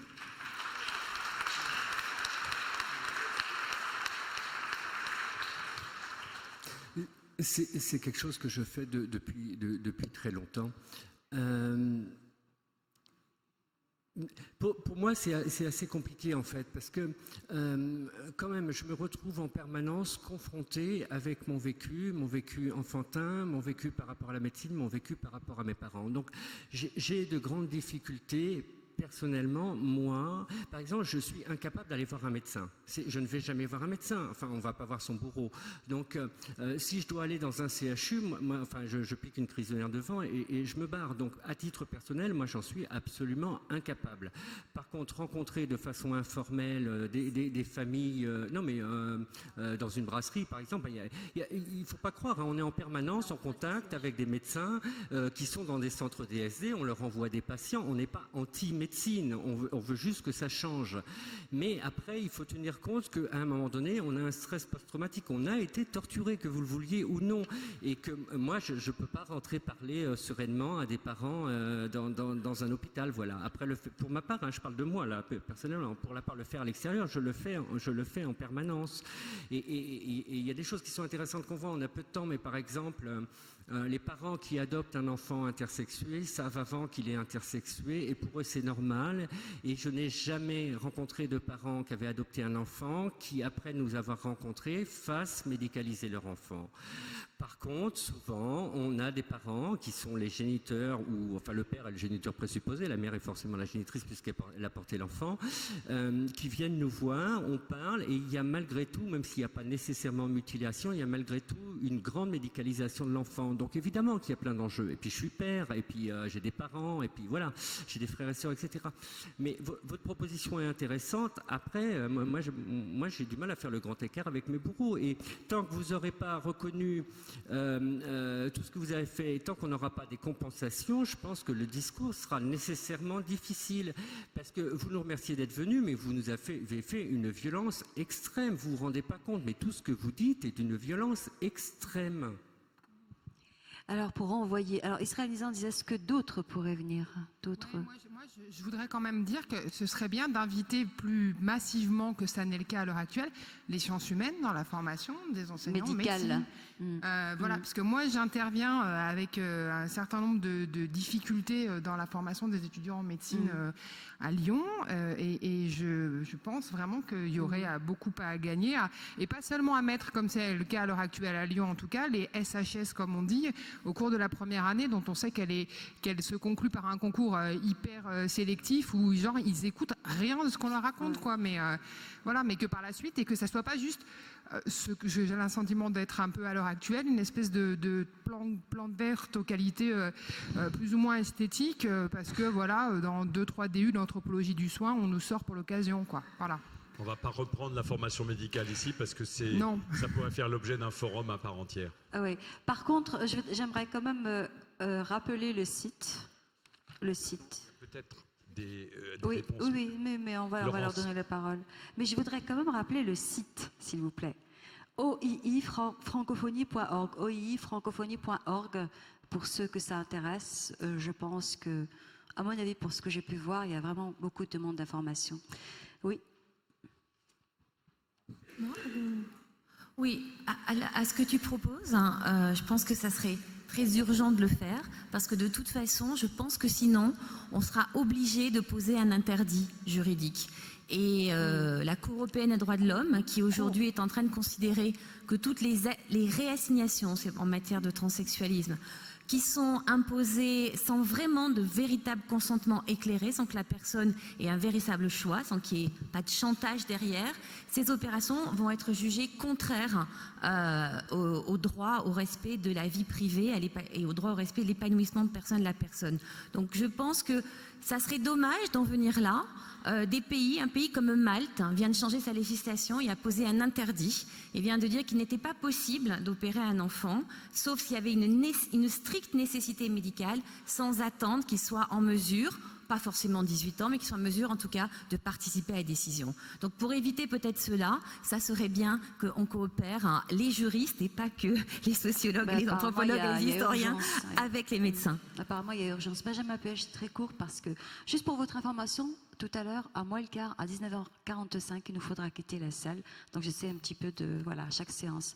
Je vous en prie, allez-y. Sur la proposition du professeur Nizan, je crois qu'il va être difficile pour les personnes intersexuées de coopérer avec les médecins tant que les médecins n'auront pas reconnu le mal qu'ils leur ont causé. Et la reconnaissance, elle n'est pas seulement verbale, elle n'est pas seulement par des mots, elle doit passer par des actes. Et quels sont ces actes? C'est la création d'un fonds d'indemnisation pour réparer les milliers de personnes intersexuées qui ont été mutilées. C'est comme ça qu'on va pouvoir amorcer le dialogue. Et je suis bien conscient, monsieur le docteur, que la responsabilité ne vous incombe pas à vous seul de mettre en place ce fonds, car comme vous l'avez dit, je crois, Laurence, l'État aussi encourageait d'une certaine façon ces mutilations avec la circulaire. On pourrait mentionner également le financement par la sécurité sociale d'actes qui coûtent des centaines de millions d'euros depuis des années. Donc tant qu'on n'aura pas reconnu ces torts et qu'on ne l'aura pas fait en acte par un fonds d'indemnisation, je crois que le dialogue sera difficile parce que les intersexes auront toujours l'impression qu'ils ne peuvent pas parler avec vous. Vincent Guyot. Oui, je voudrais quand même dire Du que son. la plupart d'entre nous, on est SDF. Moi, je suis SDF, quoi. Enfin, vous vous rendez pas compte, enfin, la difficulté qu'on a à survivre au quotidien quand on a été torturé, quand on a été flingué physiquement et psychiquement. Donc, moi, c'est chouette ce que vous proposez dans l'absolu, mais je vois pas bien techniquement et psychiquement comment on va faire ça. Enfin, moi, en venant ici, j'avais qu'une envie, c'est de me foutre en l'air, quoi. C'est d'une violence incroyable d'entendre des gens dire encore, ah bah oui, mais non, mais c'est pas mal, on enlève le corps caverneux, ou tout ça. Enfin, c'est d'une violence extrême. Je me retrouve aujourd'hui confronté avec un de mes bourreaux. Et lui, on a à peu près le même âge, enfin il est un peu plus vieux que moi, lui il a fait sa carrière, il aura sa belle retraite. Et moi j'ai rien, j'ai que dalle, je crève la gueule ouverte à la rue. Et, oui, merci de l'avoir dit parce que vous l'avez dit, vous me l'avez dit aussi au téléphone. Et j'ai estimé que c'était à vous de le dire. Et ça me rappelle toute proportion gardée, on en a parlé également, Stéphanie Nico sur un tout autre sujet, qui avait aussi alerté, qui nous avait alerté sur les conséquences sur une vie, sur l'emploi, la retraite et des choses très pratiques qui pour nous semblent aller de soi. Voilà. Alors oui, je vous remercie toutes et tous pour d'être venus. Je suis désolée pour vous d'avoir été le souffre-douleur.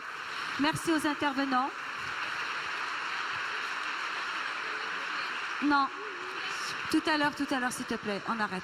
Voilà, on a encore 10 minutes pour changer, pour permettre à ceux qui veulent partir de partir et aux autres de venir s'installer, sachant que la sécurité en bas opère de cette façon-là. Merci à vous.